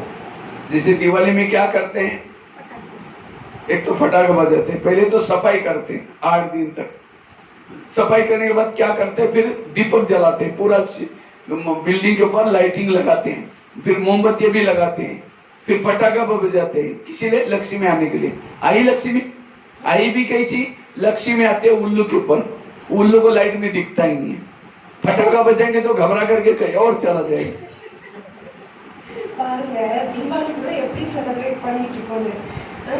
தீபாவளினா 8 days வந்து கிளீனிங் பண்ணுவாங்க, அப்புறம் மாடி ஃபுல்லாக லைட்டெல்லாம் ஏற்றுவாங்க, கேண்டில்ஸ் ஏற்றுவாங்க, அப்புறம் லக்ஷ்மி வர்றதுக்காக வரவேற்புக்காக வெடியெல்லாம் வைக்கிறாங்க. ஆனால் லக்ஷ்மியினுடைய வாகனம்னு ஆந்தைக்கு நைட்டு கண்ணே தெரியாதான், அதுக்கு லைட்டு இருந்தால் எப்படி ஓடிய போயிடுங்க, வரக்கூடிய லக்ஷ்மியை வெடி வச்சு தெரியும்। पढ़े लिखे लोग हैं, समझदार लोग, उनको पूछे भी लाइट क्यों लगा रहे, कहते कमाल है लक्ष्मी आने वाले हैं कल। अब उनको बोला लक्ष्मी तो उल्लू के ऊपर आते हैं, उसको दिखता है नहीं। पूरा शहर में उसी समय क्या करना चाहिए, पूरी लाइट बंद करके, क्योंकि उस समय अमावस्या होती है, पूरी लाइट बंद करके चुपचाप बिना फटाका बजाए दरवाजे खोल करके बैठो, हर एक के घर में लक्ष्मी आके जाती। लेकिन हमने उल्टा काम किया, गवर्नमेंट लाइट भी नहीं काटता उसी दिन। பாத்தீங்கன்னா அமாவாசை அன்னைக்கு தான் வந்து தீபாவளியை செலிப்ரேட் பண்றது. அது அர்த்தமானதை வந்து மீனிங்லெஸ் ஆக்கிக்கணும். புத்தி இருந்தோம் எல்லாமே தலைகீழ வேலை பண்ற பழக்கம் இருக்குல்ல. ஸோ என்ன பண்ணோம்னா ஊர் ஃபுல்லா லைட் ஏறி வச்சிட்டோம். கவர்மெண்ட் அன்னைக்கு நல்ல சப்ளை கொடுக்குது கரண்ட். அப்ப அந்த ஆந்தைக்கு எங்க கண் தெரியும், ஓடி போயிடுவாங்க. அதே நீங்க லைட் எல்லாம் போடலன்னா ஆந்தை லக்ஷ்மி எல்லாம் வந்துட்டு தானே இருக்கும். அப்ப நம்ம என்ன பண்ணிட்டு இருக்கோம்? वास्तव में आत्मा की दीपक जलाना, मन के अंदर जो ईर्ष्या करना, एक साल से भरी है उसको साफ करना, ये है वो सफाई। लेकिन लोगों ने वो किया कुछ ये किया। சோ அதுக்கு மீனிங் என்னன்னா உள்ளார்த்தம். இந்த ஆத்மா இந்த வீட்டுல இருக்க லைட்டை நம்ம எரிய வைக்கணும், உள்ள இருக்க இருக்கக்கூடிய அழுக்க போக்கணும். அது போக்கிறதுக்கு பதிலாக இதெல்லாம் பண்ணிக்கணும். இதனாலதான் வந்து வேலை. चौथी बात है, अगर स्वयं की उन्नति करना चाहते हैं, रोज अपने कर्म इंद्रिय पर शासन करो। जिसका इंद्रियों पर शासन है वही स्वयं की उन्नति कर सकता है। यार ஒரு செல்ஃப் கண்ட்ரோல், சாஷன் மீன்ஸ் ரூல் பண்றாங்க. அப்ப யார் ஒருத்தவங்க தன் மீது ரூல் பண்றாங்களோ அவங்க தான் வந்து நல்ல முன்னேற்றம் பண்ண முடியும். யார் பண்ண முடியலையோ அவங்களால आज हम थोड़ा सा योग कर लेते हैं, थोड़ी सी अमृत वाला कर लेते हैं, थोड़ी सेवा से कर लेते हैं और बाहर गए कान गलत सुन लेता है, मुंह गलत बोल लेता है, आंखें गलत देख लेते हैं, मन वेरा सोच लेता है। जितना 1 घंटे में कमाया था सारा गया। अंधा पीस रहे हैं, कुत्ता बैठ कर उसको खा रहे हैं। आंधे को लगा रहे मैंने बोरी भर करके पीसा, जमा कुछ भी नहीं। इसलिए हर इंद्रियों को श्रीमत प्रमाण चलाओ, तब आपकी स्वयं की उन्नति होगी। சோ இப்போ என்ன அதுக்கடுத்த விஷயம் நான் கேட்கறது ஓகே. ஆனாலும் வந்து செல்ஃப் கண்ட்ரோல் இல்லைன்னா ஸ்ரீமத் படி நம்ம ஒவ்வொரு சென்ஸ் ஆர்கன்ஸை நம்ம வந்து ரூல் பண்ணலன்னா என்ன ஆகும்?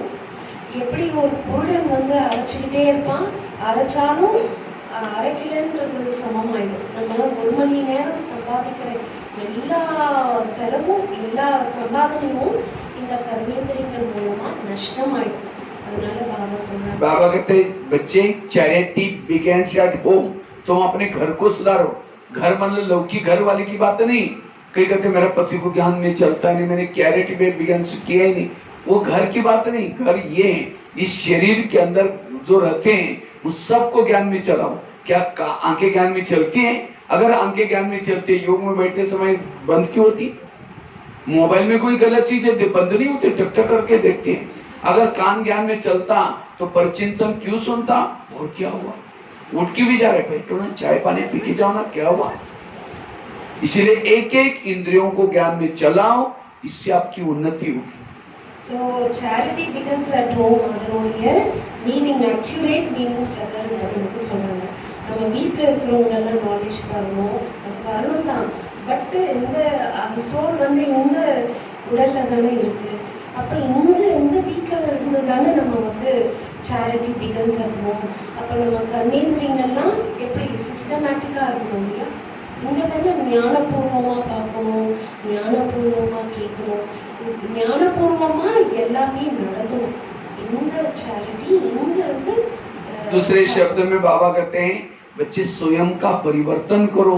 तो स्वयं का परिवर्तन करना मतलब क्या? बैच पहन लिया, सफेद ड्रेस पहन लिया, क्लास में आ गए, मुरली सुन लिए, हो गया परिवर्तन।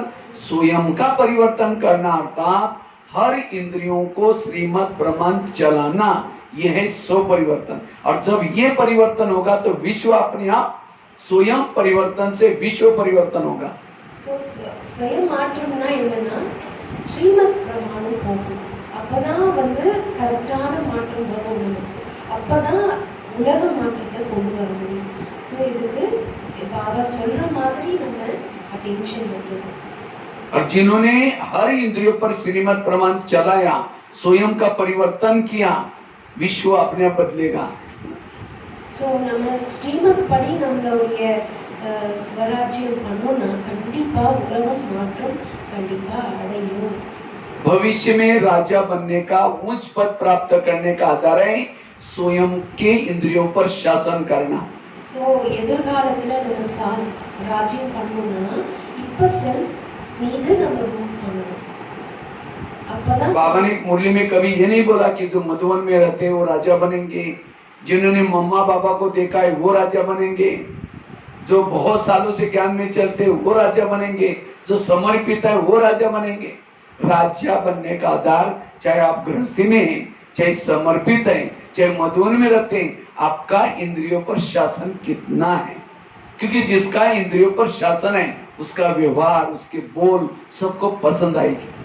ஸோ என்னன்னா இப்போ எதிர்காலத்துல ராஜ்யம் பண்ணணும்னா இப்போ மதுபனில் இருக்கவங்க டெடிகேட்டாக இருக்கவங்க அவங்களா தான் ராஜா ஆகுவாங்க, நாமெல்லாம் ஆக மாட்டோம், அப்படி அர்த்தம் கிடையாது. யார் வந்து செல்ஃப் மேல ராஜ்யம் பண்றாங்களோ அவங்க விவகாரத்தின் மூலமா எல்லாத்தின் மூலமா இப்போ கண்டிப்பா எதிர்காலத்துல அவங்க ராஜா இருப்பாங்க.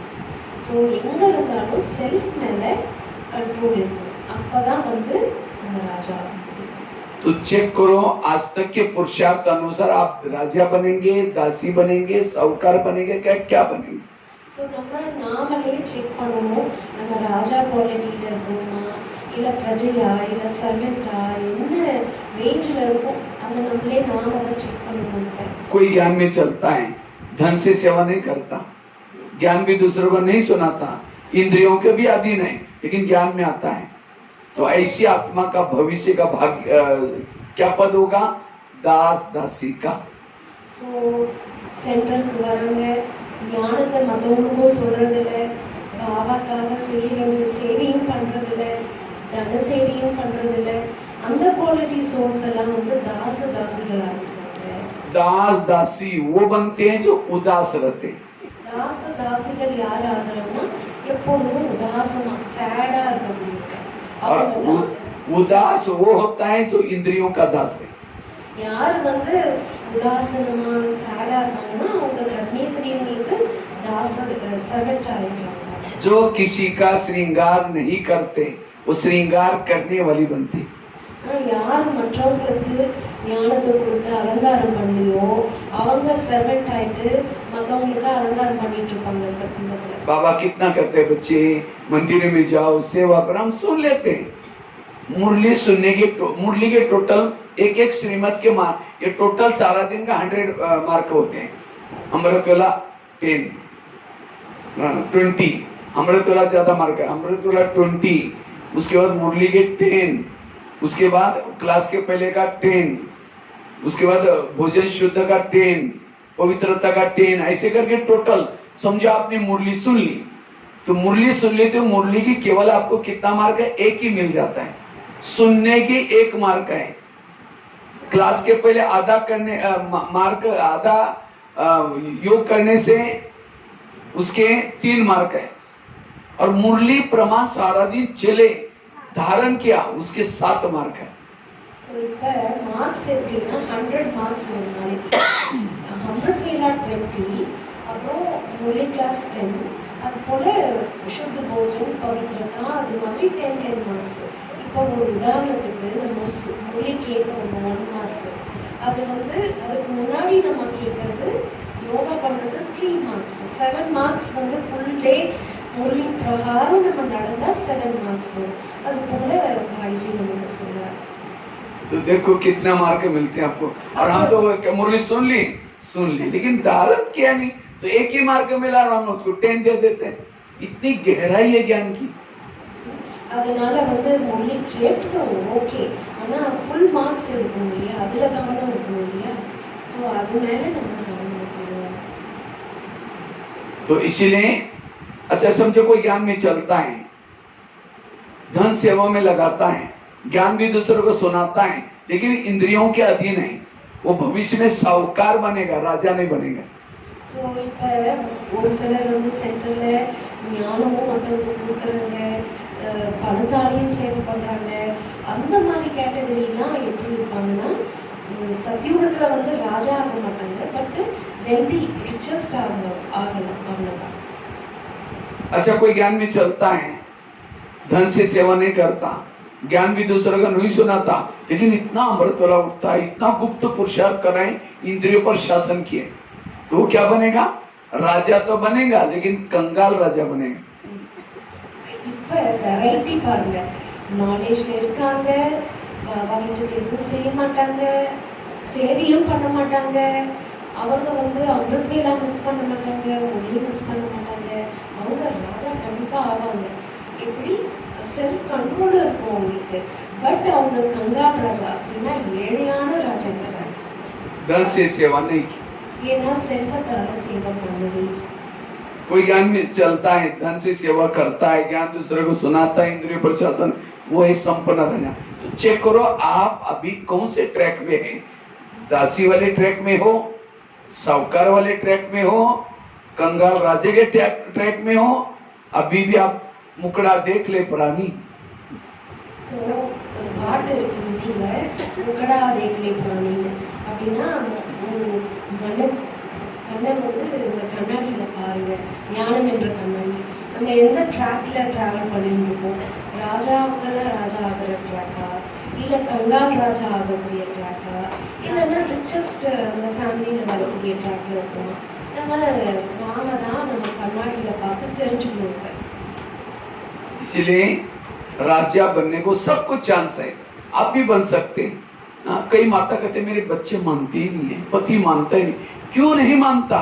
जिसकी खुद की इंद्रियां नहीं मानती उसका कोई नहीं मानेगा, पति नहीं मानेगा, प्रकृति नहीं मानेगी, कोई नहीं।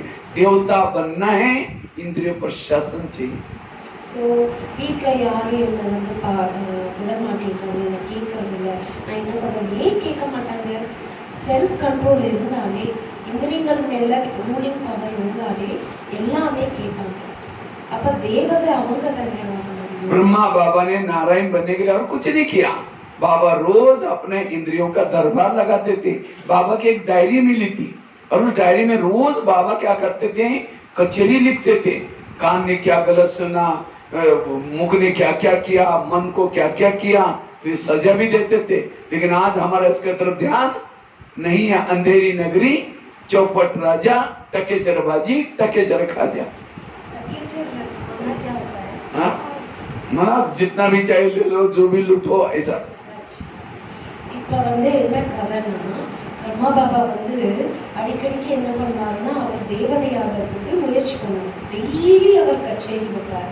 காது என்ன பண்ணுச்சு, கண்ணு என்ன பண்ணுச்சு, வாய் எப்படி பேசிச்சு, எப்படி விவகாரம் பண்ணுச்சு, டெய்லி இது மேல சார்ட் வச்சார் பிரம்மா பாபா. ஆனா நாங்க எப்படி இருக்கோம்? எப்படி நேரடி ராஜா, யார் கவனம் கொடுக்கறதுக்கு நம்ம மேல யாரும் இல்லை. எல்லா குருடர்கள் வாழக்கூடிய இடம், கண்ணு கட்டி காட்டுல இருக்க மாதிரி. ஸோ கொள்ளையடிச்சாலும் சரி, கொள்ளையடிக்கலனாலும் சரி, எப்படி வேணாலும் போகலாம், அப்படி ஆயிடுச்சு கதை. நம்ம கவனம் வச்சா ராஜா. इस दुनिया को बदलना है, पहले ये दुनिया अपनी अपनी दुनिया पर राज करो, इसको बदलो। ஸோ இந்த செல்ஃபோடைய உலகத்தை நம்ம வந்து ரூல் பண்ணணும். அந்த உலகத்தின் மீது ராஜ்யம் பண்றது ஆட்டோமேட்டிக்கலி கிடைச்சிடும். दुनिया में 70% पानी है, शरीर में भी 70% पानी है।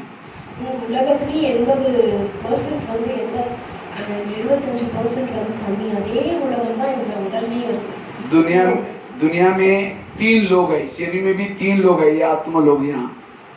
இந்த உலகத்திலேயும் 3 லோகம், அதே போல இதுவும் ஆத்ம லோகம் இங்க. दुनिया 5 तत्वों की बनी है, शरीर भी 5 तत्वों का बना हुआ है। இந்த உடலானது 5 தத்துவங்களால உருவாக்கப்பட்டது. அதே போல இந்த உலகமும் 5 தத்துவத்தினால உருவாக்கப்பட்ட உலகம். दुनिया में 950 करोड़ लोग रहते हैं, शरीर में भी 950 करोड़ सेल्स है। उलगத்துல कितने लोग हैं?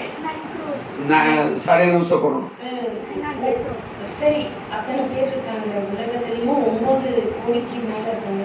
அதே போல நம்ம செல்ஃப் இந்த பாடியிலையும் அத்தனை லட்சம் செல் இருக்கு, செல்ஸ் இருக்கு. इसलिए इसके ऊपर राज्य करना में हम सब के ऊपर राज्य कर सकेंगे। आज हमको आंखें चलाती है, सामने कोई आता है, मन कहता है बेकार व्यक्ति है, इन्होंने हमको धोखा दे दिया है। मन आत्मा को कह रहा है और आत्मा चुपचाप सुन रहा है। तुरंत बात करो मन से। मन जिसके लिए भगवान कहता है मीठे बच्चे हैं और तुम उसके लिए बेकार बोल रहे हैं, खबरदार अगर तुमने मेरे आत्मा भाई के लिए ऐसा बोला। ये है।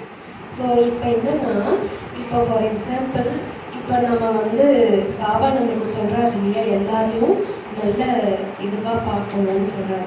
இப்ப ஆத்மாவுக்கு இந்த கண்ணு சொல்லுது, பாரு ஆத்மா இவங்க சரியான ஆள் கிடையாது. அப்ப பாபா சொல்றாரு, சிரிக்காரு, இது என்னுடைய குழந்தை, நீ அப்படிதான் பார்க்கணும் நல்ல விதமா. ஸோ அது போல நம்ம வந்து பார்க்கணும் அப்படின்னு சொல்றாரு. इसलिए एक एक इंद्रियों को क्या करना है, सारे शास्त्रों का सार, सारे ग्रंथों का सार, सारे गीता का सार, हे अर्जुन तुम अपने घोड़े की लगाम अपने हाथ में रखो.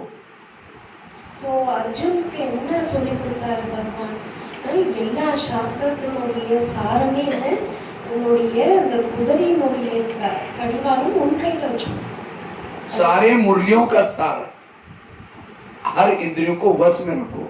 ஸோ முரளியினுடைய எசன்ஸ் என்ன, கர்மேந்திரியனுடைய இது தன்னுடைய பிடியில வச்சுக்கோங்க, கண்ட்ரோல்ல வச்சுக்கோங்க.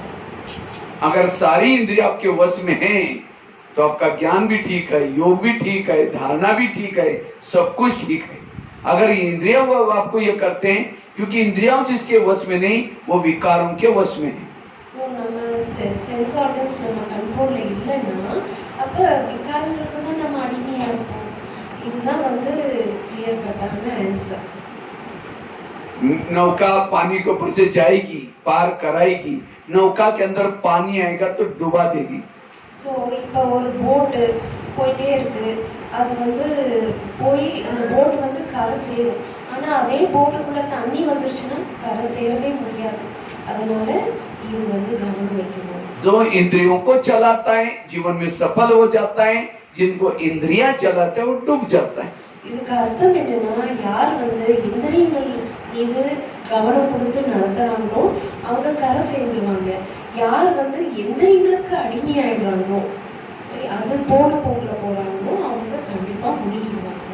जिसकी इंद्रिया वश में रात को सोए हैं तो भी इसका योग लगा हुआ है, रास्ते में चल रहे हैं उसका योग लगा हुआ है, उसकी उन्नति होती रहे. ये है स्व उन्नति का आधार. ஸோ அல்டிமேட் என்னன்னா, அவர் என்ன சொல்ல வர்றாருன்னா, நம்ம செல்ஃப் வந்து கண்ட்ரோல்ல இருந்தா தூங்கினாலும் சரி நடந்தாலும் சரி அதுல யோகா இஸ் தேர். அதனால நம்ம அந்த அளவுக்கு நம்ம மனசை நம்ம புத்தியை எல்லாமே நம்ம கண்ட்ரோல் வச்சுக்கணும். इसलिए ये अमृत वेला का योग करने के लिए क्यों बोला, क्योंकि अमृत वेला योग करने से आत्म जागृति रहती है. जब शरीर में आत्म जागृति है इंद्रिया अपने आप वश हो जाती है. ஸோ இந்த அமிர்த் வேலா எதுக்கு ஸ்பெசிஃபிக்கா சொல்லணும்னா, அமிர்த் வேலால சோல் வந்து அவேர்னஸ்ல இருக்கு. அந்த ஜாகிரத் அப்படின்னா அவேர்னஸ்ல இருக்கும்போது ஆட்டோமேட்டிக்லி ஃபுல் டே நம்ம அவேர்னஸ்ல இருப்போம், எல்லாமே அலர்ட்டா இருக்கும், कंट्रोल है। और जिस शरीर में आत्म जागृति है वहाँ कोई भी विकार रूपी भूत नहीं रह सकता। எந்த ஆத்மா அலர்ட்டா இருக்கோ அவேர்னஸ்ல இருக்கோ அப்ப எந்த பூதமும் அட்டாக் பண்றதுக்கு வாய்ப்பே கிடையாது। भूत रहता है अंधेरे में। जिस घर में कई महीना 15 दिन 5-6 साल तक लाइट जलती नहीं, वहाँ एक भूत आता है, दूसरा आता है, तीसरा आता है, सारा बंगला भूत बंगला बन जाता है। ஸோ இப்போ ஒரு வீட்டில் 5 வருஷமா லைட்டு எரியுதுன்னா ஃபர்ஸ்ட் ஒரு ஈவில் சோல் வரும், அது போல் பல சோல் வந்து அங்கே வந்து குமிஞ்சிடும் அந்த இடத்துல அந்த வீட்டில், அப்போ எவ்வளோ பெரிய ப்ராப்ளம் வரும் பாருங்க। इसीलिए हमें अपने शरीर में सदा आत्म स्थिति को बनाकर रखना है।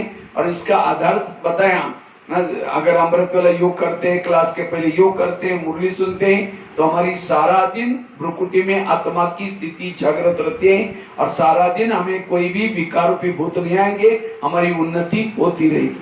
ஸோ அதனால இதெல்லாம் பண்ணிட்டே இருக்கும்போது எந்த பூதமும் நமக்கு நெருங்கவே நெருங்காது। அமிர்த் வேலா முரளி இதெல்லாம் கவனம் வைக்கணும், அதே சமயம் செல்ஃப் மேல ரூலிங் இருக்கணும், அப்போ எந்த பூதமும் நம்மள நெருங்காது।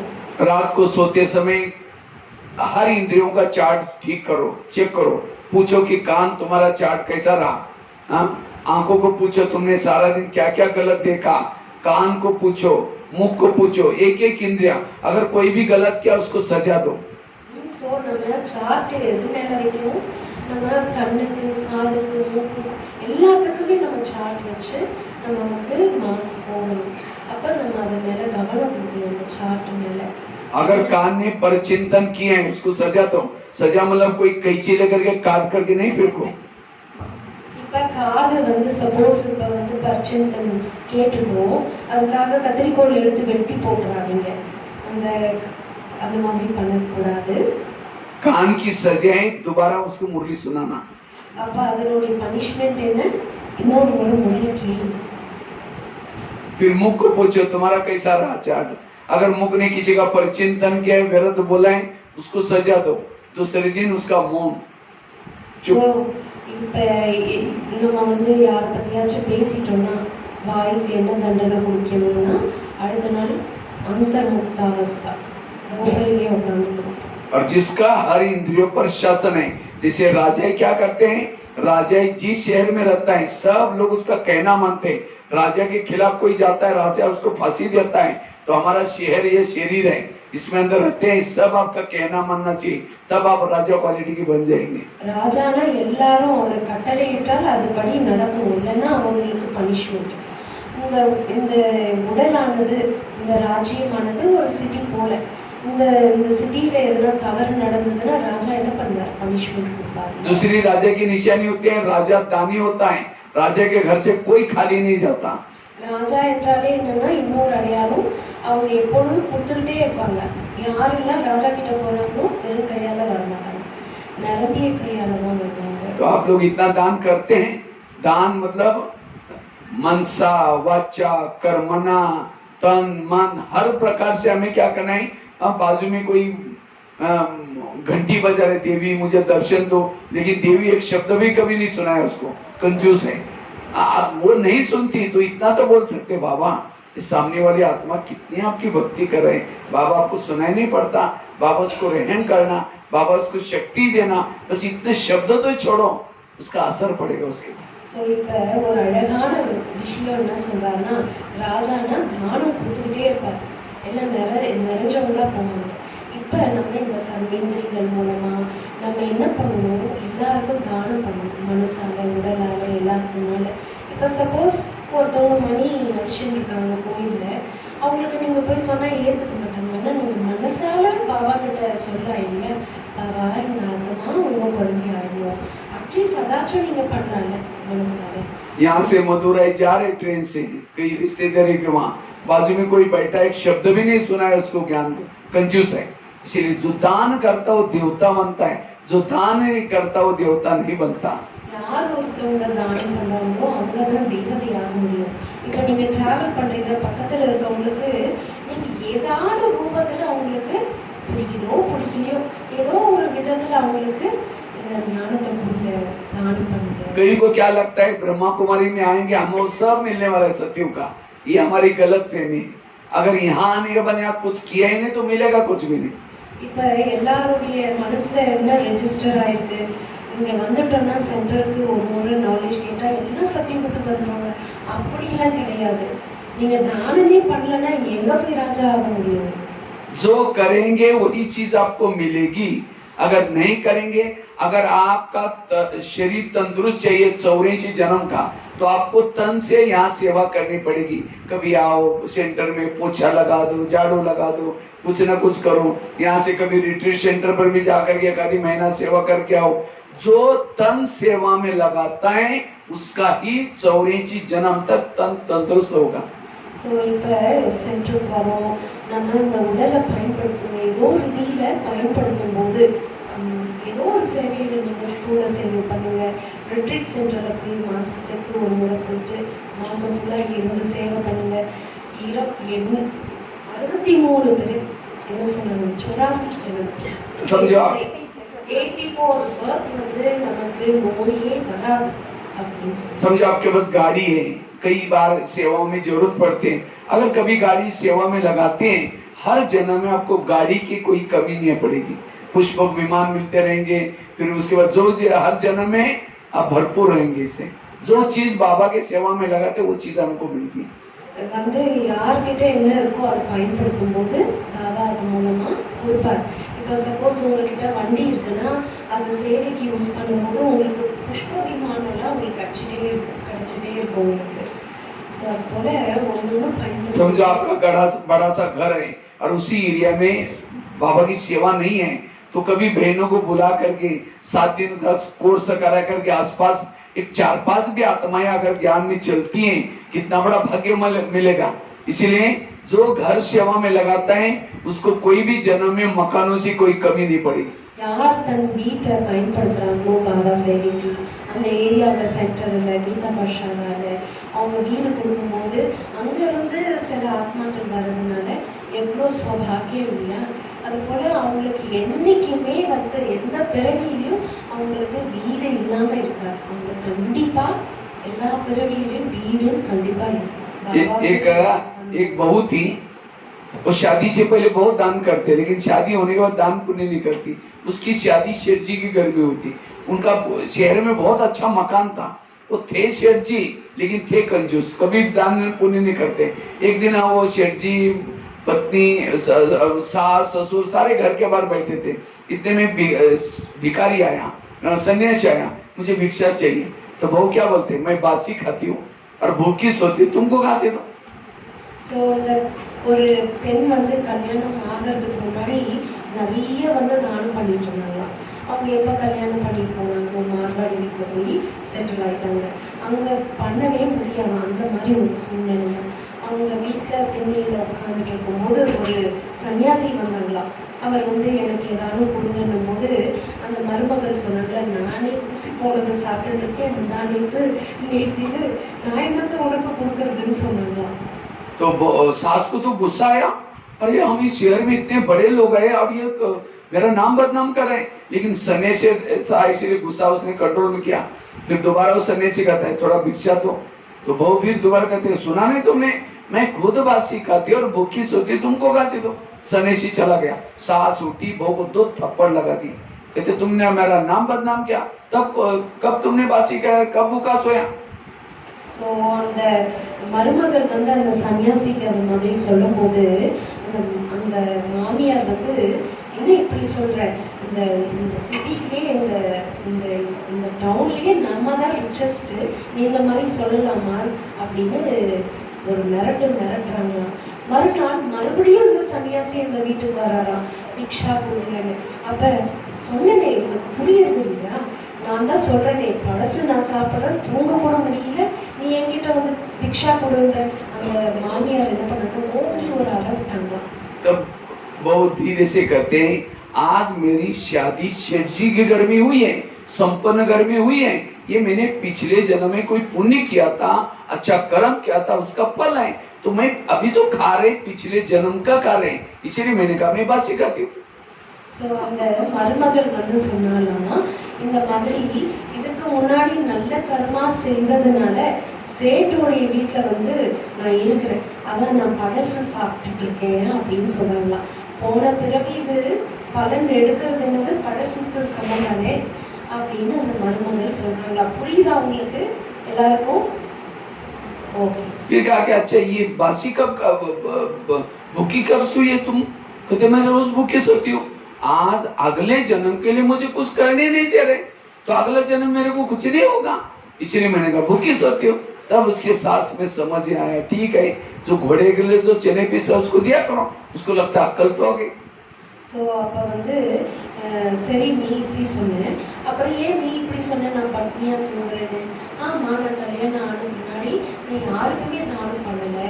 சரி அப்படியா, அப்போ இந்த குதிரைக்கிடம் போடக்கூடிய அந்த அந்த இதெல்லாம் இருக்குல்ல கடலை, அதை எடுத்து தானம் பண்ணு அப்படின்னு சொல்கிறாங்க.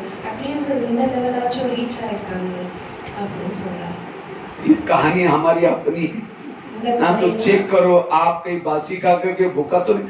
आज ब्राह्मण बनकर के इतना हमें पालना मिल रही, इतना रोज कितना बाबा ज्ञान की पालना कर रहे हैं, योग की पालना कर रहे हैं। आज दुनिया में भक्ति मार्ग में जाओ, मूर्ति देखो ठक करके वो खींचिए ये कर लेते हैं, और यहाँ तो इतनी अच्छी पालना मिल रही है। ये कौन से कर्मों का फल है? 63 जन्मों में दर दर में भटके थे, व्रत किया था, उपवास किया था, उसका फल ये पालना मिल रहे। तो कौन सा खा रहे? बासी खा रहे। இப்போ நம்ம பழசுதான் சாப்பிட்டு இருக்கோம். இத்தனை பிறவியா நம்ம கோயில் கோயிலாக திரிஞ்சு புண்ணியம் செய்யணும், பட்னி இருந்தோம், இந்த பிராமண லைஃப் நம்ம கிடைச்சிருக்கு. ஆனால் பிராமண லைஃப் கிடைச்சிட்டு நம்ம பட்னியாயே இருக்கணும், தானம் பண்ணும் தானே அப்படின்னு சொல்றாங்க. और अगले जन्म के लिए आज कुछ नहीं किया मैंने, ब्राह्मण बन करके, तो अगले जन्म के लिए कैसे सो रहे? भूखा सो रहे। इसलिए भविष्य में बोने का समय है। तो जैसे बाबा कहते बच्चे कितना दिया वो महत्व का नहीं, जो भी, इसलिए तन से, मन से, धन से जो सेवा करता है वो संपन्न है। और इससे हमारी जहां धन लगता है वहां अपने आप स्वयं की उन्नति, दुआएं मिलते हैं, हम आगे बढ़ सकते हैं। நம்ம பிராமண லைஃப் கிடைச்சிருக்கு, எதிர்காலத்தை உருவாக்குறதுக்கான டைம் இது. இப்போ விதைக்கலன்னா நம்ம எப்படி அறுவடை பண்ண முடியும்? நமக்கு கிடைக்காது இல்லை. அதனால நம்ம விதைச்சிட்டே இருக்கணும், சம்பளமாகணும், நிறைஞ்சவங்களாகணும். இதுக்கு தான் நம்ம இப்போ முயற்சி பண்ணணும். राजा बनने के लिए आम के संस्कार धारण करो। आजकल आम का सीजन चल रहा है। இப்போ சீசன் என்ன சீசன் போயிட்டு இருக்கு? Mango season. राजा ஆகணும்னா मैंगो போல ஆகணும். वैसे तो फलों का राजा आम को बोलना चाहिए, नारियल को बोलना चाहिए। तेंगा, तेंगा बोलते हैं। தேங்காய் ராஜாவா, மாங்காய் ராஜாவா, மாம்பழ ராஜாவா? மாம்பழம் தானே ராஜா எல்லா फ्रूटல. क्योंकि भगवान के ऊपर चढ़ाते किसको? नारियल को चढ़ाते, उद्घाटन नारियल के करते। लेकिन नारियल राजा नहीं बना, राजा कौन बना? आम बना। भगवानुக்கு வந்து நான் தேங்காவை உடைக்கிறாங்க, ஆனா ராஜா யார் ஆகிறது? மாம்பழம், தேங்காய் ராஜா ஆகிறது. क्यों? எதனால? क्योंकि आम के साथ प्यार होता है, नारियल के साथ इतना प्यार नहीं है। ஏன்னா मैंगो மேல அன்பு, என்ன ஸ்வீட், नारियल என்ன स्वीट नहीं, प्यार, प्यार, प्यार, अன்பு, अன்பு बोला है। हाँ, क्योंकि जब आम का सीजन आता है, अभी आम को क्या करेंगे? लेकर के चूसते रहेंगे, खाते रहेंगे, प्यार करे उसे, निकालते रहेंगे, डालते रहेंगे। और नारियल को लेकर, सूखा नारियल लेकर चूसो उसको, 32 दांत टूटेंगे, मिलेगा कुछ भी नहीं। தேங்காய் பாருங்க, நீங்க சாப்பிடும் போது எப்படி இருக்கும்? அதுல வந்து நீங்க எல்லா ஸ்ட்ரென்த் கொடுக்கணும். மேங்கோ பாருங்க, அது நம்ம சப்பி சப்பி சாப்பிடுவோம், டேஸ்ட் என்ஜாய் பண்ணுவோம்ல, எவ்வளோ சுகம், அன்பு கிடைக்குது. அதை விடுறதே இல்லை, இந்த கொட்டையும் விட மாட்டோம். அந்த அளவுக்கு மேங்கோ வந்து அன்பானது. तो हमें भी राजा बनना है, हमें भी सबके प्यारे बनना है। अगर आप सामने से आ रहे, आपको देखकर के कोई रास्ता काटेगा, देखना पसंद नहीं करेगा, तो आप राजा नहीं बन सकेंगे। நம்மளை பார்த்து சைட் வாங்கிட்டு போனாங்கன்னா நம்ம ராஜா ஆகவே முடியாது. तो प्यारे बनने के लिए इंद्रियों पर शासन रखो। अगर आपका इंद्रियों पर शासन नहीं, आपको लोग पसंद नहीं करेंगे। நம்ம வந்து எல்லாருக்கும் அன்பானவர்கள் ஆகணும்னா கர்மேந்திரியங்கள் மீது நம்ம வந்து ரூல் பண்ணணும். அப்பதான் எல்லாருக்கும் பிடித்தமானவர்களாக ஆகணும். प्रभु प्रिय, लोक प्रिय, स्वयं प्रिय बनने के लिए हमें क्या बनना है? इंद्रियों पर शासन करना है। நம்ம பகவானுக்கு பிரியமான, செல்ஃபுக்கு பிரியமானவர்களாகவும், பகவானுக்கு பிரியமானவர்களாகவும், மற்றவங்களுக்கு பிரியமாகணும்னா செல்ஃப் மீது கண்ட்ரோல் கண்டிப்பா இருக்கணும். அப்பதான் பிரியமானவர்களாக ஆக முடியும். और इसीलिए फलों का राजा नारियल, आम है, नारियल नहीं है। அதனாலதான் ஃப்ரூட்ஸ்ல ராஜா யாருன்னா मैंगो, கோகனட் கிடையாது. वैसा तो नारियल भी कोई कम नहीं है। हाँ, नारियल और राजा इसीलिए बना है क्योंकि जब कोई व्यक्ति थक जाता है, परेशान हो जाता है, कौन से पेड़ में से जाकर सोता है? आम के नीचे सोता है। अगर नारियल के नीचे जाकर सोएगा, नारियल टूट करके सिर भी तोड़ देगा। இப்ப பாருங்க, இந்த தேங்காவும் வந்து மோசமானது கிடையாது. ஆனா யாருன்னா ரொம்ப டயர்டா வந்துட்டு மாமரத்தடியில தூங்குவாங்களா, தென்னை மரத்தடியில தூங்குவாங்களா? தேங்காய் அப்படின்னா என்ன நிலைமை ஆகுங்க? नारियल है अभिमान का प्रतीक, தேங்காய் வந்து ஈகோ, அபிமானம். और आम है नम्रता का प्रतीक। मैंगो வந்து பணிவு தன்மை. जिसके घर के आसपास में अगर नारियल ही है, अभिमान का असर पड़ता है उसके ऊपर। யாருக்கு தேங்காய் மரம் இருக்கோ அபிமானம், ஈகோ வந்து இருக்கு அர்த்தம். அப்படி நம்ம எடுத்துக்க கூடாது. சோ அந்த மாதிரி நேச்சர் இருக்க கூடாது நமக்கு. इसलिए भगवान को कहते हैं नारियल को तोड़ो। हाँ, नारियल जो रियल नहीं है उसको तोड़ो। हाँ, नारियल के अंदर पानी है, खोपरा है, उसको निकालो बाहर, तब भगवान प्रसन्न हो जाता है। नारियल मीन्स हिंदी वर्ड एवढा अழகான ஒரு இது இருக்கு பாருங்க.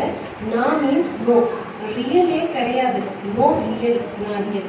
नारियल फल आत्मा का प्रतीक है। आत्मा का कलर केसरी है, नारियल का कलर भी केसरी है। आत्मा के अंदर ओरिजिनल शांत स्वरूप, आनंद स्वरूप, शक्ति स्वरूप संस्कार है। तो उस संस्कार को बाहर निकालने के लिए क्या करो, केवल हमने अपना आत्मा को ला करके यहाँ पटकाए हैं लेकिन तोड़ा नहीं, तो बाबा प्रसन्न नहीं होगा।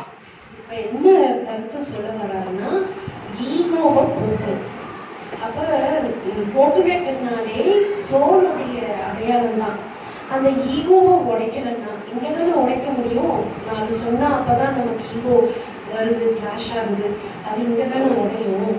ஸோ அந்த நான் ரியல், அது எது ரியல் இல்லையோ அதை கிளியர் பண்ணணும். அப்ப சோலுடைய அந்த குட் குவாலிட்டிஸ் வெளிப்படும். तीन उसको होल भी होते हैं नारियल को, 3 होल, मन, बुद्धि और संस्कार का प्रतीक है।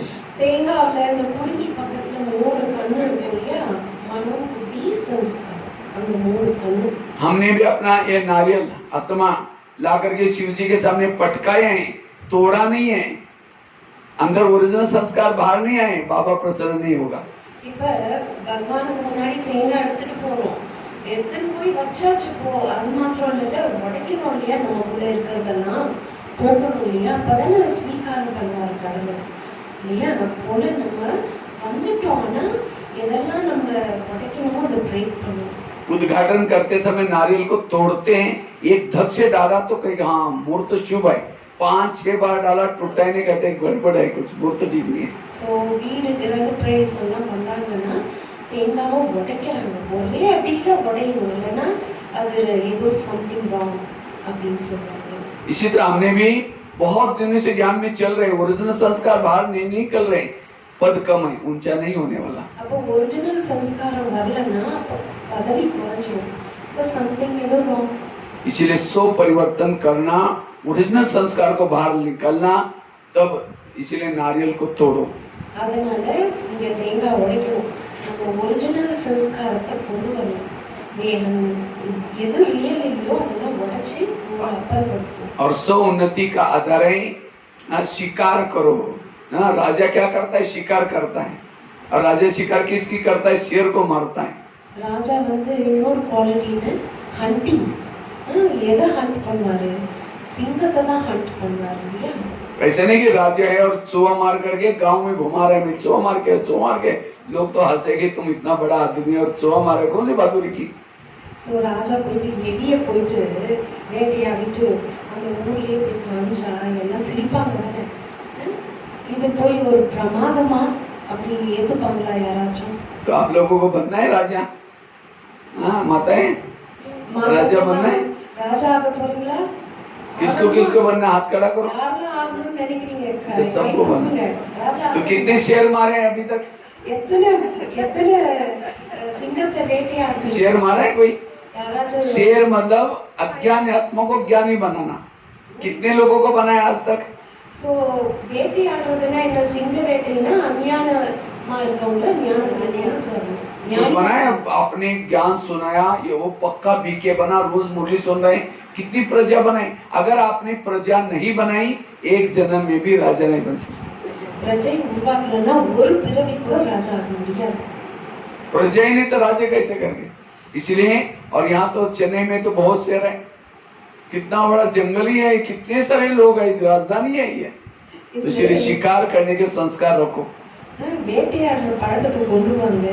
இந்த சென்னை எவ்வளவு பெரிய ஜங்கல், இதுல எத்தனை வேட்டையாடலாம், நீங்க வேட்டையாடி பாபாக்கு முன்னாடி கொண்டு வரணும்।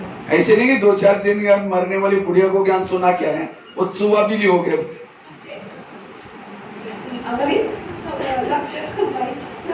தள்ளாடிட்டு இருக்க பாட்டியை கொண்டு வந்து என்ன பிரயோஜனம், நல்ல நல்ல வேட்டையாடுங்கன்னு சொல்றாங்க। ऐसे व्यक्ति को ज्ञान सुनाओ, वो पूरा परिवार के सहित आ जाए और 10 लोगों को ले, वो है शेर की शिकार करना।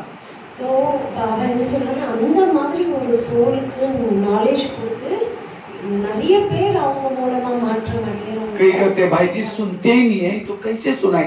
अगर नहीं सुनता, आपके पास जो तीर है उसमें ताकत नहीं है, बल नहीं है, धार नहीं है। சொன்னா கேட்கவே மாட்டேங்கிறாங்கன்னா அப்ப நீங்க போட்ட அம்புல கூர்மையே இல்ல, ஷார்ப்னஸே இல்ல। அதனாலதான் அவங்கள தாக்கப்படல. लेकिन याद रखना, शेर की शिकार बड़ी सावधानी से की जाती है। அதனால ரொம்ப ரொம்ப எச்சரிக்கையா இருக்கணும். சிங்க வேட்டையாடணும்னா ரொம்ப கவனத்தோட தான் அதை ஹண்ட் பண்ணணும். कई बार पेपर में आता है कोई शिकार करने के लिए गया था शिकारी और शेर ने उसको फाड़ कर रख दिया। இந்த வேட்டைக்காரன் வந்து சிங்கத்தை வேட்டையாட போனானா, ஆனா என்ன பண்ணாரு, அவரே சிங்கத்துக்கு வேட்டையாடிட்டாரு. तो कईयों को नशा चढ़ती, जाकर के किसी को ज्ञान सुनाएंगे, आजकल हम ब्रह्मा कुमारी में जाते हैं, अभी चलो ना, भगवान आए हैं, सत्युग आने वाला है, विनाश होने वाला है। वो कहेंगे अच्छा अभी फंस गए क्या, वहाँ बाहर का खाना नहीं खाते, ब्रह्मचर्य का पालन करते, फैशन नहीं करते, टीवी नहीं देखते, ये कोई लाइफ है क्या? इसीलिए दुनिया में अरे खाओ पियो, ये किसने भरमाया? ठीक है ओम शांति कल से आना ही बंद कर दिए। यहाँ गया था शिकार करने के लिए, खुद ही मर गया। என்னன்னா என்ன சொல்ல வராங்கன்னா, இப்ப வந்து நம்ம போய் வேட்டையாட போனோம், அந்த உலகத்துல இருக்கவங்க நம்மளே புத்தி திருப்பிட்டாங்கன்னா அந்த சிங்கம் நம்மள வேட்டையாடி ஆக்கின சமமாயிடும். அட நீ லைஃப் என்ஜாய் பண்ணாம அங்க போயிட்டு சாப்பிடக்கூடாது, வெளியே பிரம்மச்சாரியமா இருக்கணும், ஃபேஷன் பண்ணக்கூடாது, போய் அங்க போய் மாட்டேன் அந்த மாதிரி ஆயிடக்கூடாது. நாளையிலிருந்து அப்புறம் வரதே ஸ்டாப், 10 வருஷமா வந்துட்டு ஸ்டாப் ஆயிடுச்சு. इसलिए शिकार में जाते तो तलवार भाला ढाल ये सब लेके जाते। तो बाबा ने कितने अस्त्र दिए। अगर कोई नहीं सुनता तो ड्रामा की डाल सामने लाओ, ये मेरे हमारे कुल का नहीं ब्राह्मण कुल का नहीं करके अपने आप बचा को लेके। அதனால வேட்டையாட போனா எல்லா அஸ்திர சஸ்திரத்தோட போங்க, ஒரே ஒரு அம்பு மாத்திரம் தூக்கி போயிடாதீங்க. இன்கேஸ் யாரா வேட்டையாட போது ஏதானு சொன்னா, ராமாயணத்துல அந்த கேள்வியை காமிச்சிருங்க, இவன் நம்ம தப்பிச்சுட்டு வந்துடணும். इसलिए शिकार करने के संस्कार चाहिए। अच्छा कहीं सुनता नहीं, कोई बात नहीं, तो क्या करो, उस शिकार को शेर को धीरे धीरे पकड़ करके जाली में फंसाओ। ये सेंटर क्या है, बहुत जालियां बना कर रखी है यहाँ, किसी ने शेर को पकड़ने के लिए। तो मीठा मीठा बोल कर लेके आओ, बहनों के हवाले करो, मारने का काम बहनें कर देगी, लेकिन जिसने लाया उसको आदत वहां मिलेगी। என்ன சொல்றாங்கன்னா, இந்த சென்டர்ன்றது என்னது, எல்லா வேட்டையும் இங்க வந்து இது பண்றது. இதுக்கு என்ன அர்த்தம்னா, பாபா என்ன சொல்ல வர்றாரு, நீங்க உங்களால செய்ய முடியல, நோ ப்ராப்ளம், நீங்க உங்களை கொண்டு வந்து நீங்க சேர்க்கல, பாபா கிட்ட நீங்க சேர்த்துட்டீங்கன்னா பாபா பார்த்துப்பாங்க, இங்க இருக்கவங்க பார்த்துப்பாங்க. महीने में एक शेर को मारना, மாசத்துக்கு ஒரு சிங்க வேட்டை பண்ணணும்னு சொல்றாரு। तो 12 महीने की कितनी हो जाएगी? 12 मंथ्सல 12 வேட்டையாடுறதுக்கு சமம் சிங்கம்। मुझे तो बड़ा शिकार करने का शौक है। देखो किचन का सेवा करते भी जब भी मौका मिला पूरा भारत में चक्कर लगाता हूँ, और मेरा एक टूर में 25, 40, 100 जितना शेर मर ही जाते। கை தட்டுங்க, என்ன சொல்றாங்கன்னா, நான் கிச்சன்ல தான் சேவை பண்றேன், ஆனா நான் ஒவ்வொரு டைம் போனேன்னா 25-30 சிங்கம் கண்டிப்பா சரண்டர் ஆயிடும்। कितनी सारी प्रोजेक्ट, हम कितना स्कूलों में कॉलेज में 12 साल कॉलेज में किए हैं, 1100-1200 जेलों में। इसीलिए बाबा कहते बच्चे ये शौक चाहिए। உங்களுக்கு நீங்களே வந்து என்ன பண்ணணும், ஆர்வத்தை கூட்டிக்கணும்।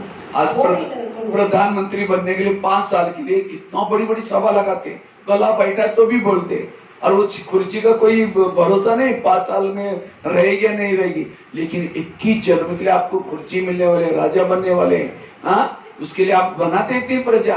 इसलिए शौक चाहिए सेवा का। அப்ப நீங்க சேவையினுடைய ஆர்வம் தேவை। நீங்க பிரைம் மினிஸ்டர் ஆகணும்னா 5 இயர்ஸ் தான் இருப்பாங்க, ஆனா நமக்கு கிடைக்கக்கூடிய விஷயம் எத்தனை பிறவிக்கு நமக்கு கிடைக்கும்। அதனால நம்ம பண்ணிட்டே இருக்கணும், இந்த ஆர்வத்தை அதிகப்படுத்திக்கிட்டே இருக்கணும்। तो दूसरे की सेवा करेंगे, अपने आप स्वयं की उन्नति होती रहेगी, आगे बढ़ती जाएगी। வேட்டையாடுவதுன்னா என்ன அர்த்தம், யாரையாச்சும் அடிச்சு கொண்டுட்டு வர்றது இல்லை, வந்து சேவை பண்ணணும், நம்மள மாதிரி அவங்களுக்கு சேவை பண்ணி அவங்கள நல்லா ஆக்கிறது தான் நம்மளுடைய வேலை। तो स्वयं की उन्नति के लिए क्या क्या बताया, एक तो सबसे पहली बात बताई अमृत वेला का योग करना, दूसरी बात बताई हमें रोज क्लास के पहले आधा घंटा योग करना, तीसरा बताया मुरली रोज यहाँ करके सुनना, और उसके साथ साथ हमें इंद्रियों पर शासन करना, साथ में तन मन धन से सेवा करना, शिकार करना, कितनी सारी बातें बताई। इसको प्रैक्टिकल करेंगे तो अपनी उन्नति, स्वयं की उन्नति होती रहेगी। इसीलिए सो उन्नति। एक रेस लगा दो आप लोग। कौन सी रेस लगा दो? अभी रक्षाबंधन से लेकर के दिवाली तक एक बाहर रजिस्टर रखना, जो सवेरे क्लास के पहले 6:30 बजे से पहले आता है वो फर्स्ट नंबर, 6:45 तक आएगा सेकंड, 7 बजे तक से पहले आएगा थर्ड, और जो दिवाली के समय तक जो फर्स्ट नंबर आएंगे उनका सम्मान करना स्पेशल। இப்ப வந்து இந்த ரக்ஷாபந்தன்ல இருந்து தீபாவளி வரைக்கும் யாரு வந்து 6:30 வந்து யோகா பண்ணி கிளாஸ் கேட்கறாங்க அவங்க ஃபர்ஸ்ட் நம்பர், அதுக்கு அடுத்தடுத்து வரும்போது அடுத்தடுத்த நம்பர்ஸ்ல பிரைஸ் கிடைக்கும். ஸோ இந்த டார்கெட் வச்சு நீங்க உங்க சாப்டர் ரேஸ் பண்ணுங்க, रेसல இருங்க அப்படின்னு சொல்றாங்க. ठीक है, करेंगे सभी लोग। हाँ, कोई पाठशाला में जाता है तो कभी कभी कोई लोग सुबह सुबह नहीं आ पाते तो उनके लिए क्या करें? देखो, सुबह सुबह हम लगन चाहिए। जिसको लगन है वो सवेरे और ये कुछ देखेगा नहीं। क्यों नहीं आ पाते? कारण क्या है? कारण का निवारण करो। நான் கேட்டேன், ஒரு சிலரால காலையில வர முடியாது, என்ன பண்ணணும்? அவரு அதுக்கான ஏற்பாடுகள் நீங்க பண்ணுங்க. क्योंकि हम नहाते रात को थोड़ी नहाते हैं, நீங்க குளிக்கிற सारा दिन बिना नहाते अब काम करो, कितना बुरा लगेगा। रोज शरीर का तो शांत रोज सवेरे करते हो, फ्रेश लगता है, तो आत्मा का स्नान भी सवेरे करो। சோ குளிக்காம நீங்க நைட்டா போய் குளிக்கிறீங்க, குளிச்சிட்டு தானே எல்லா வேலையும் பண்றீங்க. காலையில குளிக்காம நைட்டா குளிக்கிறீங்க, அப்ப முரளி என்னது குளிக்கிறது? ஞான குளியல் தானே. आत्मा कुलिकलना दुर्नाटन दाना वीसो। हम क्या करते हैं? शाम को आकर मुरली करते हैं, हम शाम को सुनते हैं। हमारा युद्ध माया से सवेरे से शुरुआत होता है। अगर सवेरे आपके पास कोई तीर ही नहीं है, शाम को तीर लेके गए, सो गए, वो तीर भी माया लेके गई। सवेरे कोई तीर नहीं, युद्ध कर रहे हैं, माया बेहोश करती है। सो காலையில தான் பாபா நமக்கு அஸ்திர சஸ்திரம் கொடுக்குறாரு. அதை நீங்க வச்சுக்கலன்னா ராத்திரி போய் நீங்க கிளாஸ் கேட்டீங்கன்னா மாயை இருக்கிறதெல்லாம் எடுத்துட்டு போயிடும் புத்தகெல்லாம். அப்ப நீங்க என்ன பண்ணீங்க? எந்த அஸ்திர சஸ்திரம் இல்லைன்னா எப்படி உங்களால போராட முடியும்? அவ்வளவுதான்। फर्स्ट नंबर जो डायरेक्ट बाबा की मधुवन के महावाक्य सुनता है, डायरेक्ट बाबा के सामने। सेकंड जो बहनों के द्वारा जो सेंटर पर सुनता है वो सेकंड। थर्ड है जो शाम के समय सुनता है। फोर्थ है जो ऑनलाइन में नहीं, फोर्थ जो डायरेक्ट सुनता है टेप के द्वारा वगैरह, वीडियो के द्वारा, ऑनलाइन में उसके बाद, और कभी कभी फिर खुद पढ़ना। इसीलिए कम से कम सेकंड नंबर ले सकते हैं आप लोग। अभी डायरेक्ट भगवान से कैसे सुनते? नहीं, वहां जो मधुवन में आता है उस समय बाबा थे, अभी तो वो भी चांस नहीं है। अभी डायरेक्ट हमें क्लास में जाकर सुनता है, फर्स्ट नंबर है। सो இங்க என்ன சொல்றாங்கன்னா டைரக்ட் பாபா கிட்ட வந்து முரளி கேட்கிறது ஃபர்ஸ்ட் நம்பர், செகண்ட் வந்து சென்டர்ல வந்து கேட்கிறது சிஸ்டர்ஸ் மூலமா, அது செகண்ட் விஷயம். தேர்ட் வந்து ஈவினிங் கேட்கிறது. ஃபோர்த் வந்து ஆடியோ வீடியோல கேட்கிறது. சென்டர்ல சாயங்காலமும் வந்து கேட்கறாங்க அந்த முரளி. ஸோ 4 நம்பர்ஸ் இப்போ நமக்கு இருக்கிறது சென்டர்ல காலையில வந்து கேட்கணும். इसलिए ये तीन चीजों जो भी बातें बताई, एक तो इंद्रिय प्रशासन, कैसे शिक्षा देना, कैसे बातें करना, ये भी जरूरी है। साथ में अमृत वाला जरूरी है, और साथ में क्लास के पहले योग मुरली ये सब करेंगे तो सब कुछ हमारा ठीक हो जाए। ठीक है, ओम शांति। இது எல்லாமே பண்ணா எல்லாமே சரியாயிடும்.